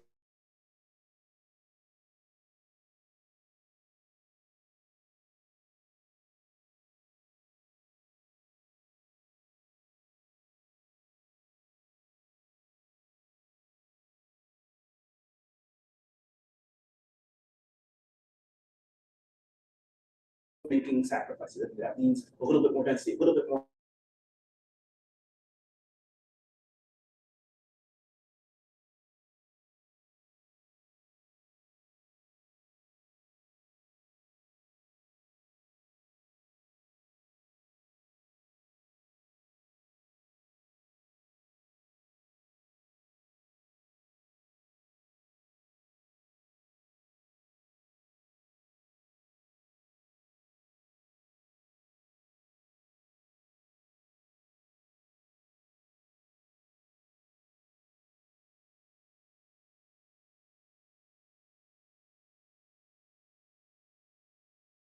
That we have to get something ambitious here. Don't shy away from something cool. That's it. Thank you very much. Yes, please. I'm requesting 2 pieces of. Can you please stand and Sure. introduce yourselves as well? I'm Janet Cohen, I'm president of Board 15 West 67. I'd like to know from Mr. Cohen what you told me. Can once you when we were raise your voice trying to just a little bit? If I would like to know from Mr. Cohen. Yes. Who, in a conversation with me several months Yes. ago, when he was listing hopefully our help, that you said, once the agreement was signed for the air rights, you agreed not to make any waves for Excel, that you could make no comments. Excuse me, excuse me, this isn't. Okay, and so. I If can't you're- answer that question if you'd like. No, if you would like to have that conversation offline by yourselves, that's fine, but. I've got to hear the results of it. So what I wanted to know is, if you would like to answer the question later, what he plans to do with all of this information, since we were told that Extel has not agreed to do anything about affordable housing except on another site further uptown, if the city will give them the money to do that. No, is that true? Thank you. Thank you. Yes. My name is Arlene Fauser. I live at 33 West 67 for over 25 years. I'm a board member. So I've been, hope I get enough time to speak fast enough to get what I want to say. I've been following this project and obviously dreading the day that it was going to start. You know, 6 years ago, give or take, it was Silverstein, maybe a little more cooperative than Excel. It was a nightmare when Excel took over the project. We all know their reputation. They have done nothing to outreach with us for the neighbors. This is a beautiful historical tree-lined street. Always in photographs, always representing New York City, the beauty of New York. It's not going to be that anymore. The construction, the emptying out of all the ABC various properties has taken place. They're running garbage all the time. That's not the point. We all know we are confronting a nightmare for the next 10 years, a nightmare that is going to affect every minute of our life for every single day of the week. What we want at this time, first of all, Landmarks had presented to the Planning Commission what was it, Klari? A request to. CB7 and Landmark West, there was some Yes, plan. Extension of Lincoln Shores. Right, to monitor the site. Okay, so that has sat at city planning. And for no, it's dead. Right, they haven't even addressed it, they haven't answered it. So that's kind of unfair. Right now, the only thing we know that's going up, and it is started, imagine this, if you've been on the Landmark West site or read the papers, a 1,200-foot high building. That is disgusting, and that's what's going to happen. That's one building that we know about. We don't know about any of their plans. What we're asking for, as people who will live this every single day, dirt, light, congestion, garbage, communication. We want Extel and we want your support in getting Extel to be obligated to communicate with this organization, to plan, to let us know, to say next week on Tuesday and Wednesday, the street's gonna be closed. I don't wanna have to go and think I'm making a flight at JFK. Thank you. And a taxi can't pick me up. Thank you. And I can't get out the door. Thank you. So put yourselves in our place. Thank you. Thank you. Maisie, I see we have. Yeah, shall I call for hands to be raised? Yes. If there's anyone online that would like to speak, can you please raise your hands? I think we've covered has everyone who wants to speak in person spoken? Great. Okay, so. We'll start with Shane, then Glenn, then Emily. What? Did somebody say something? Thank you, Maisie. Shane, you can speak. Yes, I just unmuted. Can you hear me? Yes. Okay. All right. So listening to tonight's conversation, I'll just change the tenor of where I thought I was coming from tonight. I hate to say this, but first off, I'm Shane Begleiter. I'm president of the West 68th Street Block Association.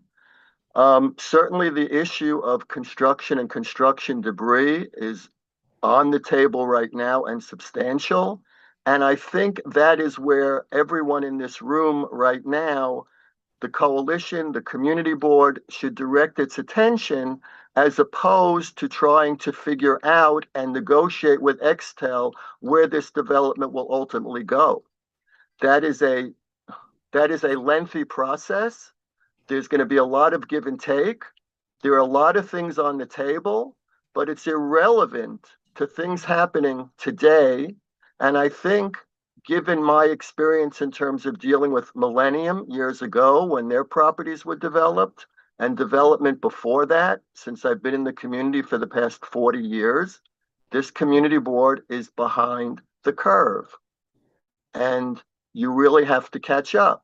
When Millennium was being built, the community board created a task force, which was very strongly engaged with the management team of Millennium, with the construction contractors of Millennium, and all of that communication took place between them, the community, and the CB7 district manager.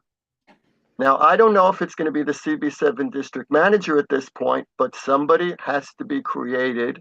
Everyone is turning to the community board at this point to lend guidance and leadership to this project. And that is naturally what you guys should be doing. But we are not getting that from you. And if anything comes out of tonight's meeting, that should be what comes out of tonight's meeting. We know this is an as-of-right project. Okay, that's great. That's wonderful. Whatever information is gleaned and garnered as to what we're taking down the road in terms of construction, that's great, but it's not helping quality of life issues for today's resident. What I want to say to you, Seema, is I've looked through the website. I cannot find the resolution that you were supposed to be discussing tonight. It is not on the land use agenda. It is not in your category of committee, and I just can't find it, and I just don't see it. So direct us to the website. It's not readily available. I have it open. It's on the website. If you look at It's on the website. agenda. I couldn't find it either. Okay, agenda, I'm there. Yes, Uh, you'll see it. So below, under preparatory materials, draft resolution, and then prior resolution. Wait 1 second. All right. All right, I don't want to take the time. I will look over there as well. You know, the problem is what's prominently displayed is ABC site when you first come. I'm on Housing and Land Use Committee. I see meeting link. I see more details. Maybe that's where you're directing me to. And I can send that to you offline after. Okay, so please send it to me offline because it would be nice to look at it and be able to comment on it before you do vote, but it is not so easy to find. Absolutely. Okay, thank you. I cut my comments short. Thank you.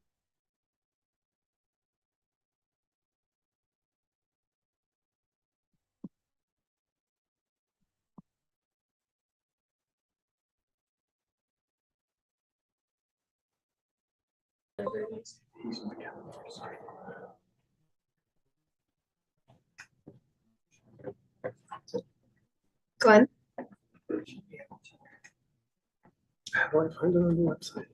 Let's go to Emily. Sorry. Yeah, can we go to Emily? All right, so I have to do it on my computer. Anyone else in the room? Yeah. Mine crashed. Climb right. So. Glenn, go ahead. You can unmute and speak. How do you get to the gallery? Okay, thank you. I live at 65 Central Park West. I look over the ABC campus. We're in the rear of the building. 5 years ago, I moved from 40 West 67th Street. I was also in the rear of the building at that time. Dan Cohen has mentioned that several buildings on the block sold their air rights, and I would just ask him to be clear about that so we would know, if he could confirm which buildings and whether or not he made any community outreach before he sold the air rights, before these buildings sold the air rights. Okay, they were sold before I was on the board, which is the reason I'm on the board. All right, and 50 and 40 have sold the air rights. Okay, Those are the facts. It was done some time ago. It was. About 2 years ago, No. and Ethel. It was about. But if get you want- the facts. I can give you Hold the on. facts. Guys, Can you we- clarify one thing? Did you sell the air rights or did you grant an option? He didn't do anything. no. I didn't do anything. Well, But the building. previous board- Well, look, regardless, was there any community outreach by these buildings? Can we stop? Let's let Glenn have his 2 minutes and then we Okay. can come back. Go I ahead. just wanted to point out that, was there any community outreach from these people on this coalition now? Was there any community outreach when they were selling the air rights? And Mr. Cohen says that no one is entitled to know what the air rights contract with 40 West 67th Street. He's entitled to that, but how, I don't understand how he could stand up in a meeting and complain about something he cast a check from before. And when you're on a board of a co-op and you say, oh, this was done before I was there and I had no idea what was going on. I lived at that building. I know that is the level of professionalism at the co-op board, but I still would like to know what Mr. Cohen's position is about selling his air rights and if he reached out to anybody.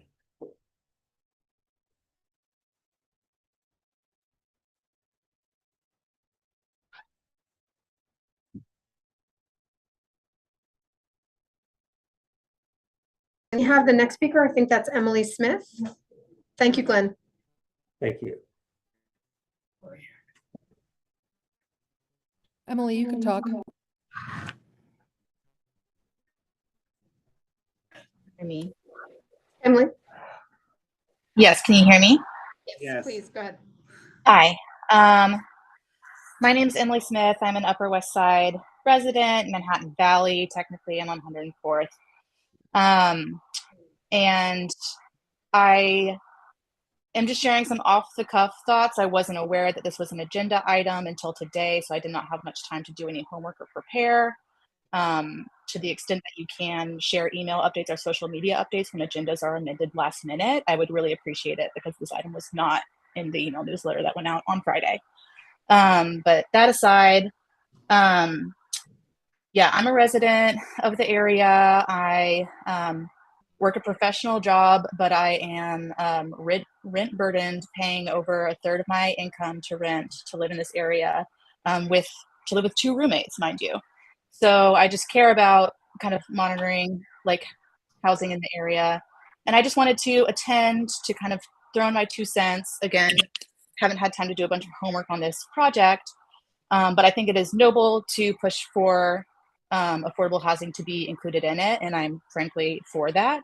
But I just wanted to share my likely unpopular opinion that market rate housing is in and of itself a community benefit. Even luxury housing, rich people exist. We have to store them somewhere. If we don't build housing for them, they will compete for housing that already exists elsewhere, and they may displace people who could otherwise continue to afford to live elsewhere. So I just wanted to share that sentiment, and thank you for your time. Thank you very much, Emily. One more, Susan Nile. Should I? Oh, you got it. Thank you. Can you hear me? Yes, we can. Go ahead, Susan. Oh, I think you're muted. Definitely unmuted. Am I unmuted yet? Yes. Okay.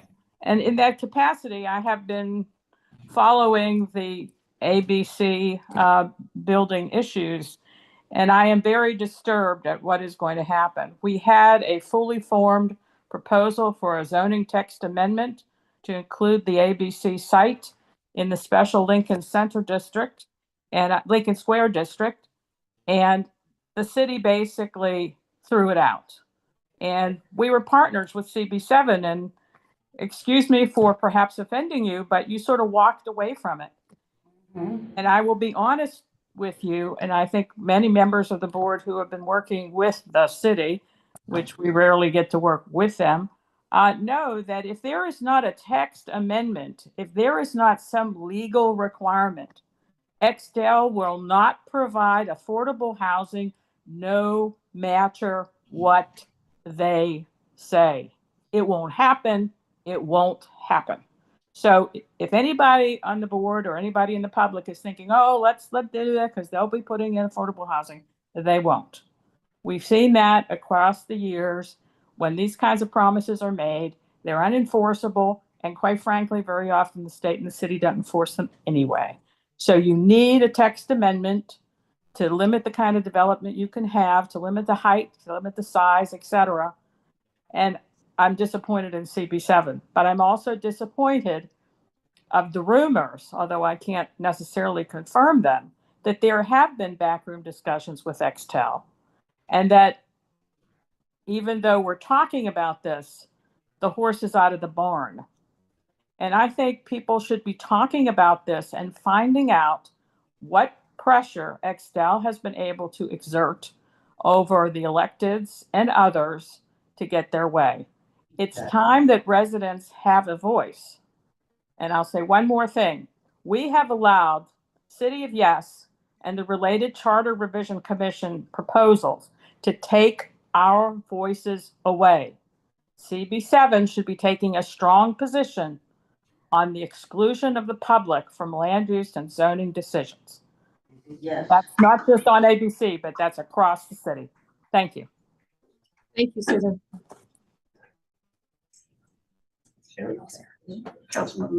Oh, really? I'm here. Oh, Gail, I'm sorry. I did not see you. She just came in. Gail, would you like to speak, or we might have, do we have? One more. One more. We have one more speaker?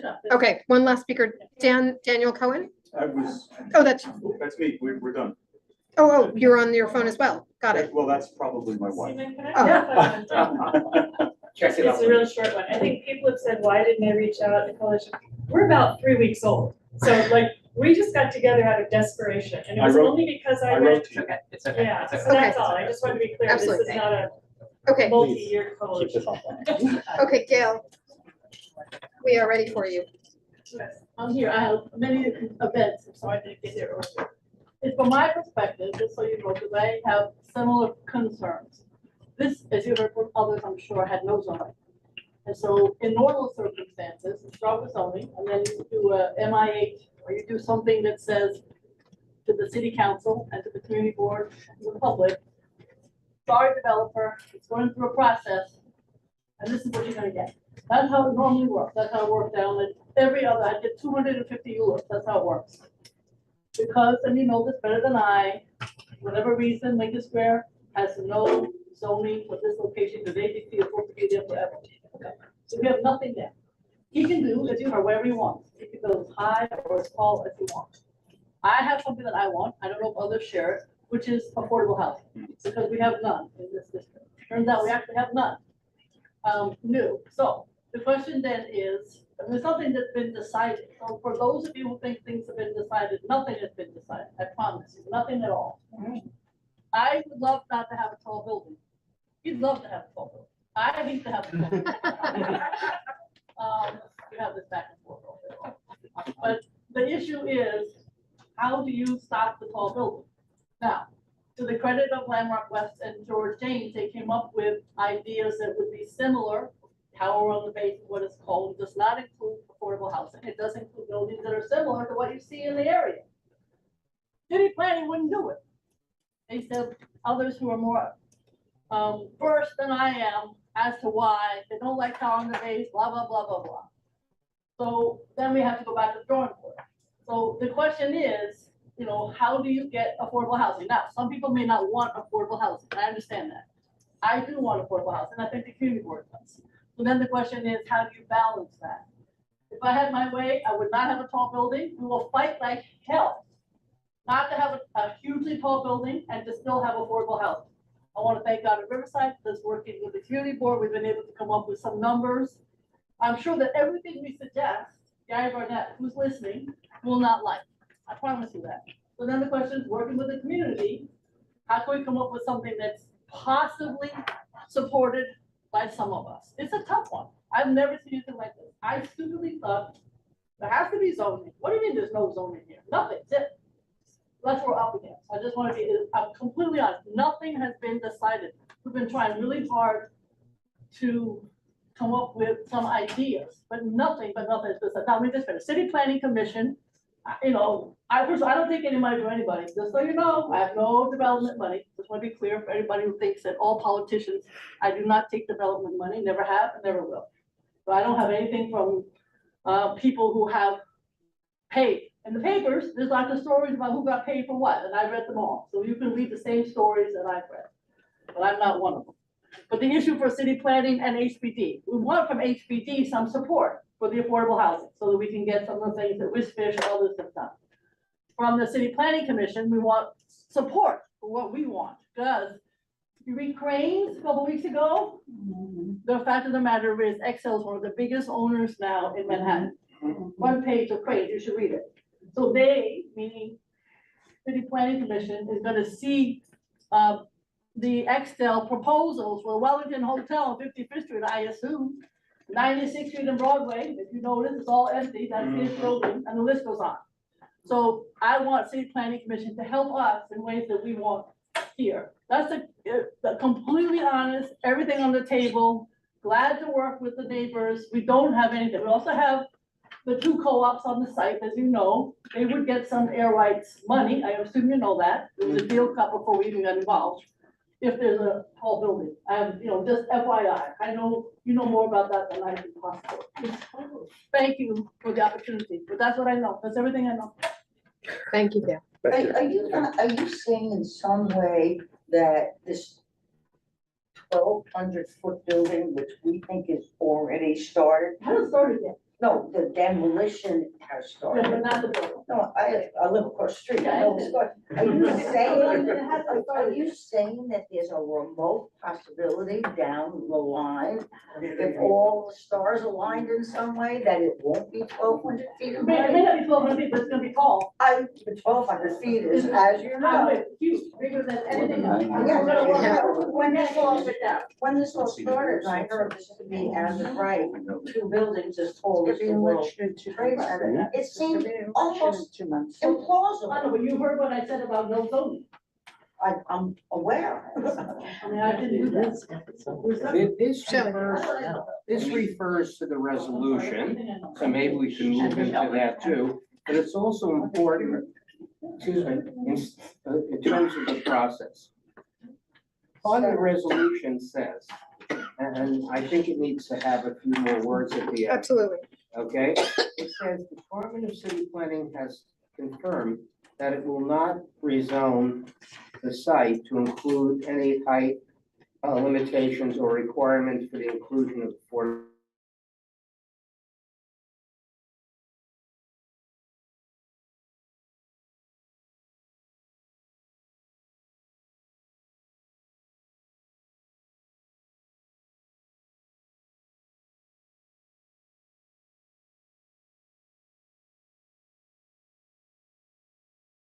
Spot rezoning. They will not opine excuse on me. height or. With all due respect, I was sitting here and Edith was sitting there. Edith from City Planning, and she said, if the community board and the developer can come to an agreement, they will not do the text amendment. Okay, they will withdraw. They really don't want to be involved, but if that could be accomplished, then, so we have leverage and city planning can be brought in if we need that. So I think that needs to be- Just a clarification. I have a hearing. The text amendment that Edith discussed did not include a height limit or Right, no, affordable I know housing, that. right? Her text amendment, which she has proposed to do, but yet the schedule has slipped and Right. slipped, only referred to bulk packing regs and street wall. Right. That is. Ethel. Hold on, Sorry, Ethel. Shockingly, on the Upper West Side, there are two Dan Cohens. Oh, And the sorry. Zoom Dan Cohen is not you. Oh, okay. So you will hear from shockingly on the Upper West Side. Thank you so much. That's why one, Yeah. but one is Dan Marks Cohen. Daniel Cohen, you He's are not a member of ready this. to speak. He's a So member. sorry about that. He's a member of a different community. Fair enough. Completely just. Yeah, can you hear me? Yes, we Yes, we can. hear you, Please Zoom. go ahead. 2 Okay. minutes. So I just wanted to speak in favor of, maximizing the amount of housing. I pay almost $3,000 a month for this tiny studio apartment here on the Upper West Side. And I mean, it is primarily because of our housing shortage. So I support building more housing at the site. One point I did want to bring up regarding the inclusionary housing proportion is that I would hope that the community board is thoughtful regarding the economics of it. And if you raise the higher the requirement is regarding subsidized housing, the more money it takes to subsidize that housing. And so raising the requirement too high can actually raise the rents on the market rate housing.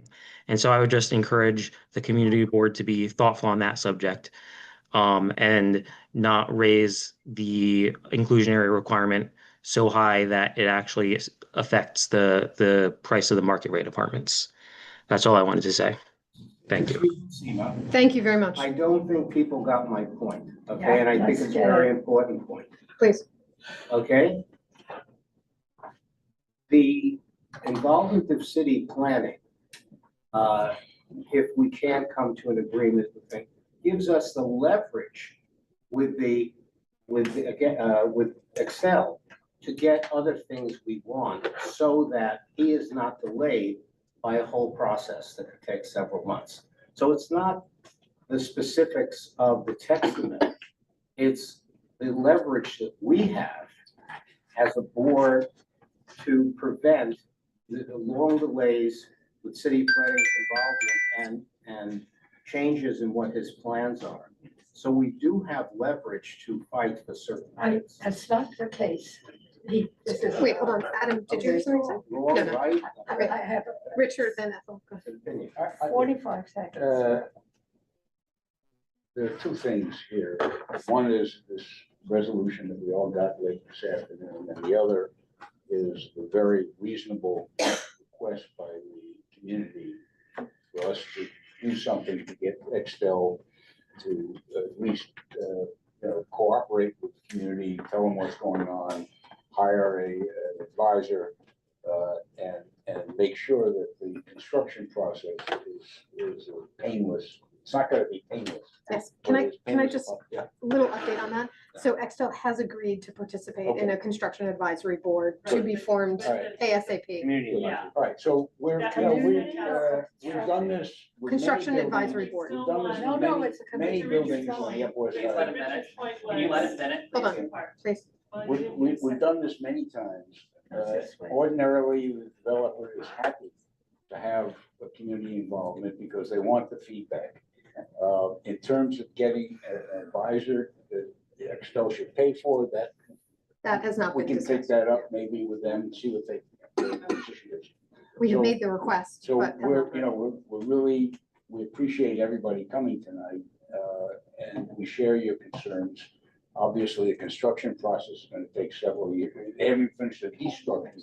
So the construction is gonna take several years, and it's important to have the community, at least notified of what's going on and notifying the developer of any issues. The second thing that we have though is this resolution. And although I haven't studied it in detail, my initial reaction to this resolution is that it is, I don't understand what its purpose is. Exactly. It's not, talks about what Excel can do as of right, and what kind of leverage we don't have, but doesn't propose any plan of action. I think it's premature to consider a resolution right now, unless we have a specific ask that, and if we do, I think we don't need all the preliminary stuff about as of right, Excel has all this leverage. May I follow up on Richard's points and also on Shelley's, because Shelley and I had talked a lot about this. What is unique about this particular proposal at this point is, one, that the community board has no influence and no connection, legal or otherwise, with city planning, let's say. And so the community board remarkably has not been consulted, and in fact, city planning has said, and it said that city planning is not dealing with the community board. It is not necessary. It is not entertaining a ULURP. It is the kind of thing that we know. And so this is really rather unusual for this to happen. That in some cases here, I think as Seema did, we did have at one time, that we know that this whole area should be rezoned. And we talked about 12 FAR or whatever, and our advisor described that. That too, folks, is not relevant now because city planning won't talk to us. And the famous getting to yes, the big thing that we've all you know, of the whole city, it City of specifically omits this area of it deliberately, it wasn't doing and leaving no zoning so that where the television has been, it's all, hey, folks, anything you want. So like we're boxing, you know, it's really bad. However, now, I mean, it's really that we can, however, we should not yet give up but I'm telling you, this is the threshold stuff. They won't talk to us. There's no ULURP and there's no zoning and so on. Okay, so then if I give me one more minute or 2 more minutes, one more minute. We need to, excuse me, to develop a tactic here of organizing as the community board for, number one, that to establish relationships with Gary Barnett on a specific, agreed, even legal basis, because he doesn't care to talk to us at all unless we do what he says, which is approve 100 affordable units that most of us in the room haven't even had a diagram of, but what we do know is that they are very small. They look, please excuse me, you could correct me on this one, although I used to be an expert on this one. A few of us saw a diagram. We've never seen it again, once for 15 minutes in this room. There was a drawing. We're going to do affordable housing in the 3, Gail knows this, the 3 buildings, the shorter buildings that you all know that are in there. In those 3 buildings, he says, well, I'm going to do affordable housing, and he lists something like 100 units. And if I may say to you, excuse me, please, who has already approached him, though none of us have seen it, but which housing group? Goddard Riverside. I'm sorry, a favorite thing. I asked them to, we're working together. Okay, but may I just, excuse me, not all of us don't know yet. I'm just giving this particular fact that the community board hasn't known, nor has it had any kind of connection. So Goddard Riverside, a respected group in this community, but unbeknownst, with no connection with us and whatever, has made overtures and has discussed, I hope, of course, I hope with the council member, but not with us, that there will be 100 units. We saw, a few of us, for 10 minutes, the drawings, and the drawings looked like SRO units. I'm saying that, small, very small, and 100 of them that look to me, forgive me, but look to me very much like SROs. It didn't say, though, that it's without bathroom.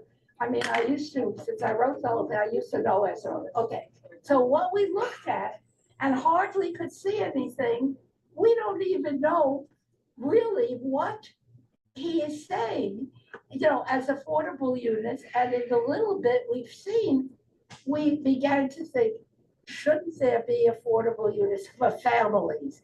Should they be bigger? Should they be, but we have not had any discussion or connection, but he goes into the papers, goes on the television regularly and says, I'll do affordable housing, but you know what? I don't, and he says it all the time, I don't have to do it. And I don't care if the community board asks me, I don't have to. So be nice to me and take what I am saying to you. I mean, he said it to us and he says it all the time.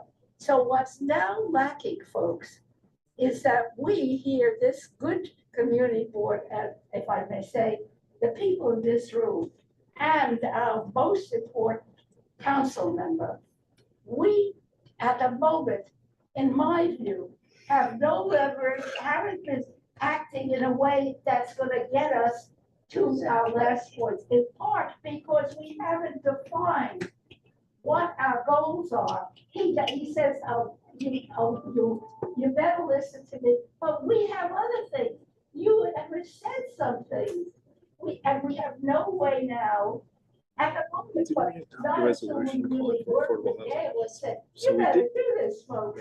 And that is, consult with the community board, not just because you think so, but because it is rational and because the community board should appropriately be able to, we're not strong, but we got a role to be able to connect up with the housing people, about affordable housing. Thank you, About. Ethel. So that's, I appreciate, Gail, Gail, I trust you, but I just say we haven't begun to do it. It's coming. Thank you, Ethel. Okay, Adam, go ahead. I'm sorry. I think that, Richard, you said it might be premature for a resolution. Yeah. I disagree with you for two reasons. The first is, at the end of this resolution, we put forward that we want to form this construction advisory group. And I think it is critical for us to advance that resolution, vote on it in full board. That's okay. And move That's it on. fine. The second reason I think this is really important is, in this resolution, we outline what the demands we have for this site. And I understand. That's fine too. Everyone gets that, as Ethel just eloquently said, we don't have a lot of leverage. But the thing that I really like about this resolution is it lists a bunch of things where kind of, we don't have a stick here, right? But we have carrots that we can offer. And I think that the resolution also does a really nice job of outlining, like, here are the things that we think are within the realm of possibility for negotiating to make sure that we get closer to that goal of having lots of affordable housing on this site. It's gotta be very focused, I agree. Yes. How about Klari, then Ira? I was about to say that I generally agree with Richard's view of the resolution, although I think Richard has somewhat changed his position on it, but. The community advisory board. Yeah, That's the completely. least. And, in my 30 years now on the community board, we've had many I've never personally been involved with one, but we have many large construction situations, maybe not necessarily as large as this, although Millennium probably was in some way. And we unfortunately don't have a district manager this week, but we will have one. And But we can still move forward. yeah, we can still do that. And it may not be the easiest construction advisory group that's ever been coordinated through CB7, but it seems to be close to a done deal, and we need it in writing, and that's a good thing. That should make people at least happy about the next 10 years or 6 years, whatever, the big mess.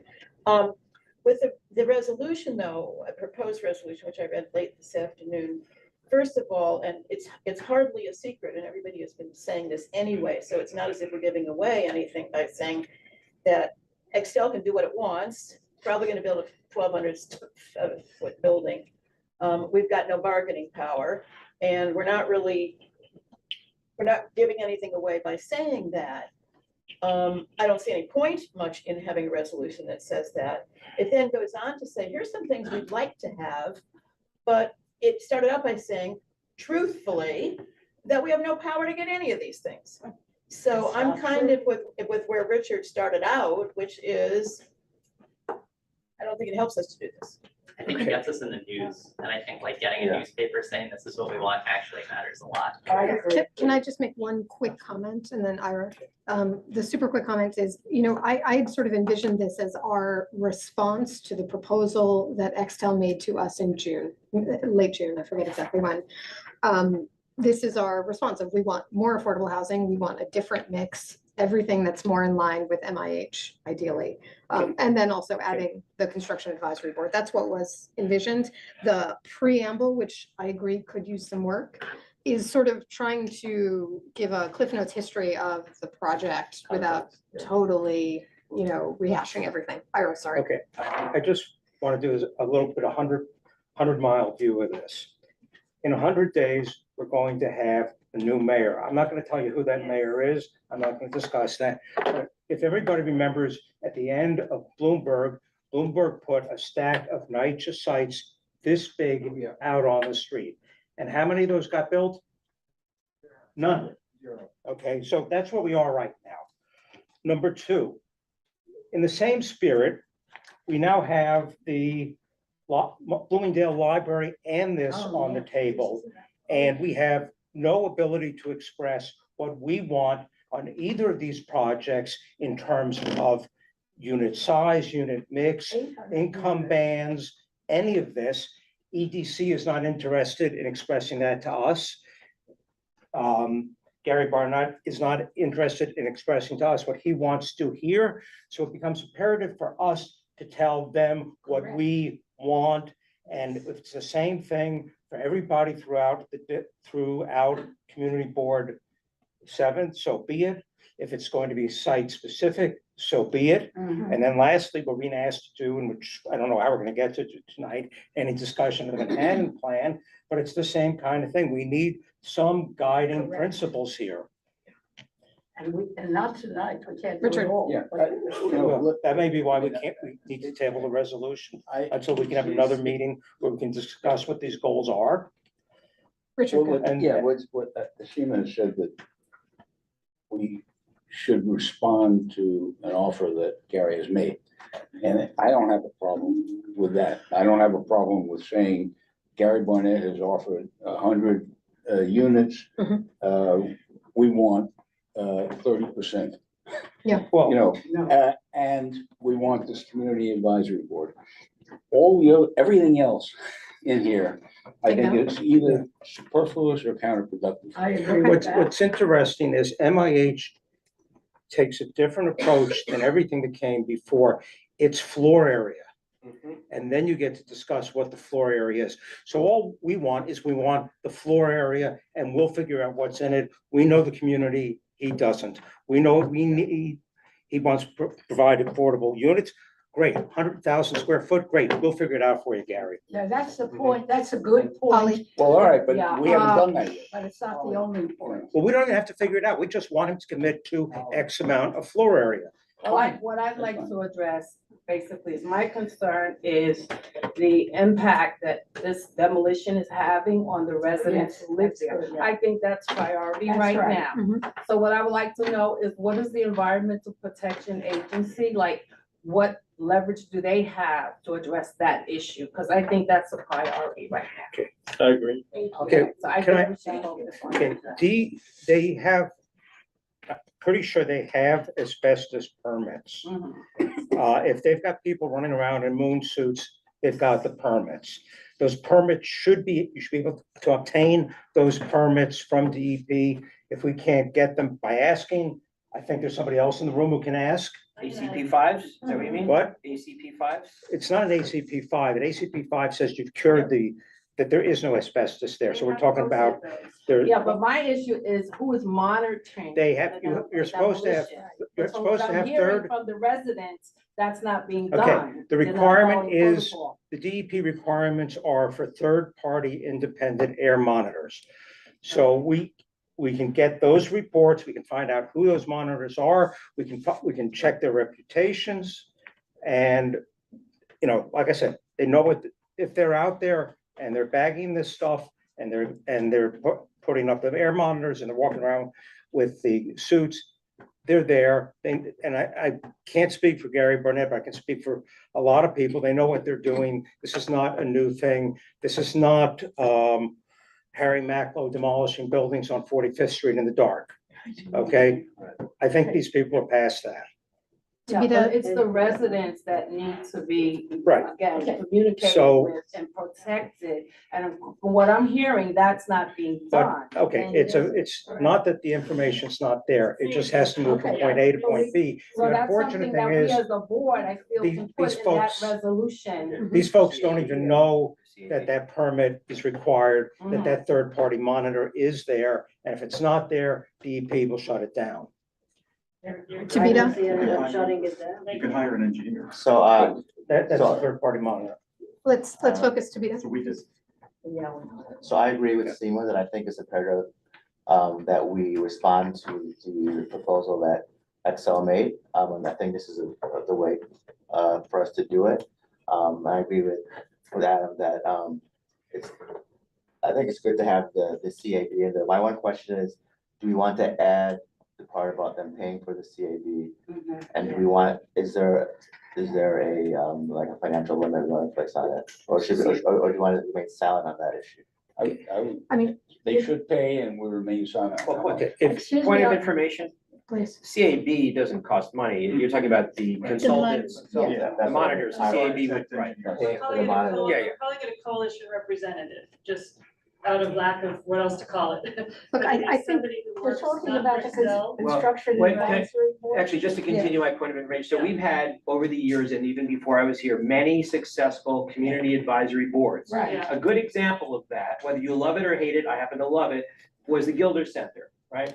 We had, The and Museum of Natural History. voluntarily, the museum came to us almost monthly. Right. Here's the superstructure, here's we're gonna be doing drilling, this is we're doing excavation. It was exemplary. That is good. So I think information sharing, here's what we're doing. We need to know when the street flaggers are coming up, when the cement trucks are coming, the hours of operation, and keep them honest, trust but verified, right? So say So we're gonna do that on behalf of. decide who the residents. stakeholders are. We for the agree on CAB. what you said, that we've got to say we want a construction advisory. So Max gave me some guidance on how sort of best practices for these construction advisory boards. And Shelley, perhaps you have, one second, can I just say one thing? Okay, please. What he suggested is that we disaggregate these two issues Yes, in that we want Extel to show up, to be transparent and to be Correct. communicative. And to the Yes, extent that we correct. start to make this an adversarial situation, they just won't, right? just. Shelley, Shelley, The reason we need the construction advisory board soon yes, is ASAP. because without it, well, they're already working. Without it, the community is not going to have any, Right. as they said tonight, idea what's going on when. And Excel has to have a construction manager who is there and other people. Exactly. And so they can be asked the questions and the issues of the community can be brought out at that advisory board meeting on site. Yes. Because our construction advisory boards were always on site. Okay. And even if we can't have everything we want in it, the sooner we get that, the better off the community. Can we just have a standalone resolution on that? Yeah, that's, I just can you wanna- make a motion in a minute? Yeah. So. Hold on, no, hold on, this is a board discussion at this point. Ira, Okay, then, on the previous project, and I don't know how it finally ended up, because Chris Giordano, I don't know where he went to, people know Chris. But Excel put out a weekly schedule of what they were doing. Now, with that said, I can promise you that Excel has a construction manager that is working on this project. Yes. And they've been working on this project for 6 months to a year. I have no idea who they are. Of course, you're right. But that person exists, and that person could come here and meet with us tomorrow. Right. If that's what we, That's number one. It's okay, that immediate. person exists. They know what they're doing. Adam, We don't know given- what they're So we doing. wanna think- get to that. That's right. given the time, I feel Excuse me. like I've heard some consensus and want to put something forward so we can move forward. I Please. think I want to take Richard's suggestion and remove some of the stuff up front about where we say that we don't have like a legal basis for anything, and delete I from agree. there. Don't say that. Delete from there up until. Don't say, well, we don't have. Yeah, exactly. That's So nonsense. I would delete from there the Got it. sentence that begins as a result of the Right. foregoing. It's so And dear we delete don't everything have up one. until the section where it starts with Mr. Gary Barnett, because I think Correct. that part is less relevant. Right. Sorry, one more time, you're saying Yeah. delete from as a result Yeah, to delete that up until, to, and then start again with Mr. Yeah. Gary Barnett. We have to affirm what we And need then- and want. Then I think what we need to do is, in the most important part, and from a timely perspective, as everyone has said, about the construction advisory board, Mhm. I think we should add to that a number of Holly's concerns about not just construction and demolition logistics, but, you know, environmental Absolutely. monitoring and all of that. And I think that resolution puts us in a really strong position responding to their offer and moving us forward on getting this board set up as soon as possible. And I suggest that that last part be moved up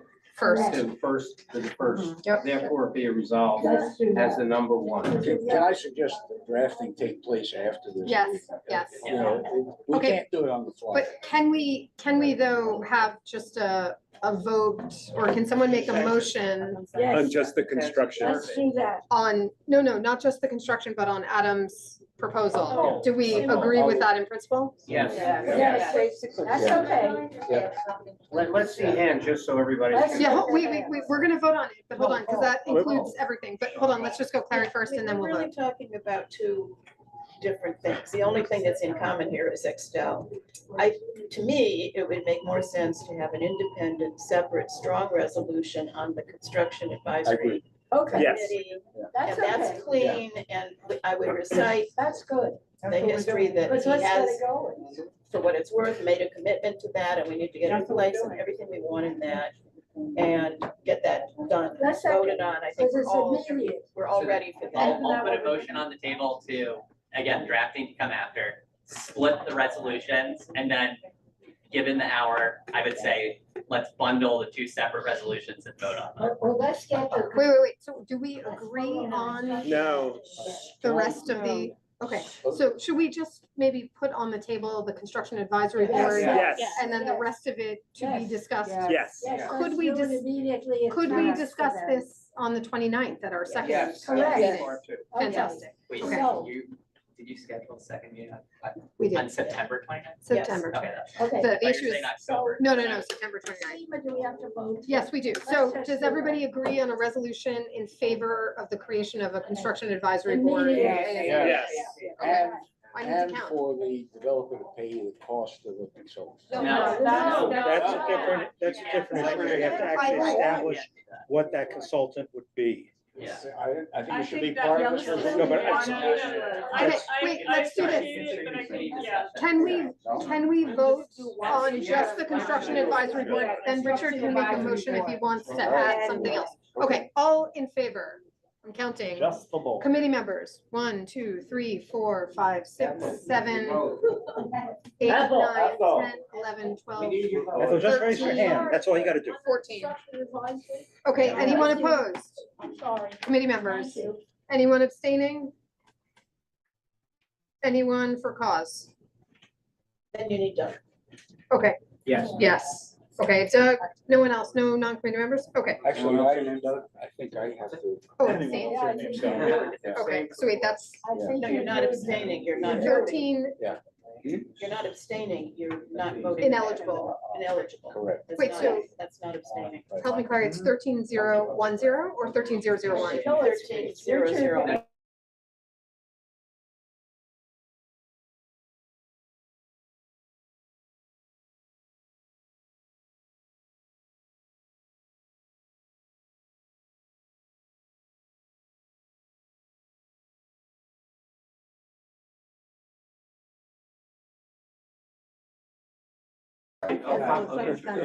Yeah, okay. Okay, So, and what about? so, No, you voted yes, it's not on this. okay, so Okay. I will follow up with this resolution and also a draft of the other resolution, but that resolution will be voted on at the 29th. Great. Manhattan Plan, no one wants to talk about that now. No. We will be talking about Manhattan Plan on the 29th and hope to send out materials in advance of that meeting. We also may be talking at the Okay, so library. then- That's probably- Oh, wait, sorry. Oh, God.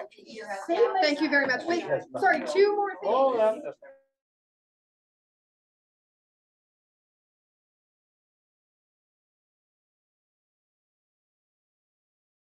And then another meeting of this committee. And then the Manhattan Plan meeting and the second resolution meeting, September 29th, 6:30. Thank you. I really appreciate your gracious letter. Thank you for coming. Appreciate it. My kids are eating a lot of pizza.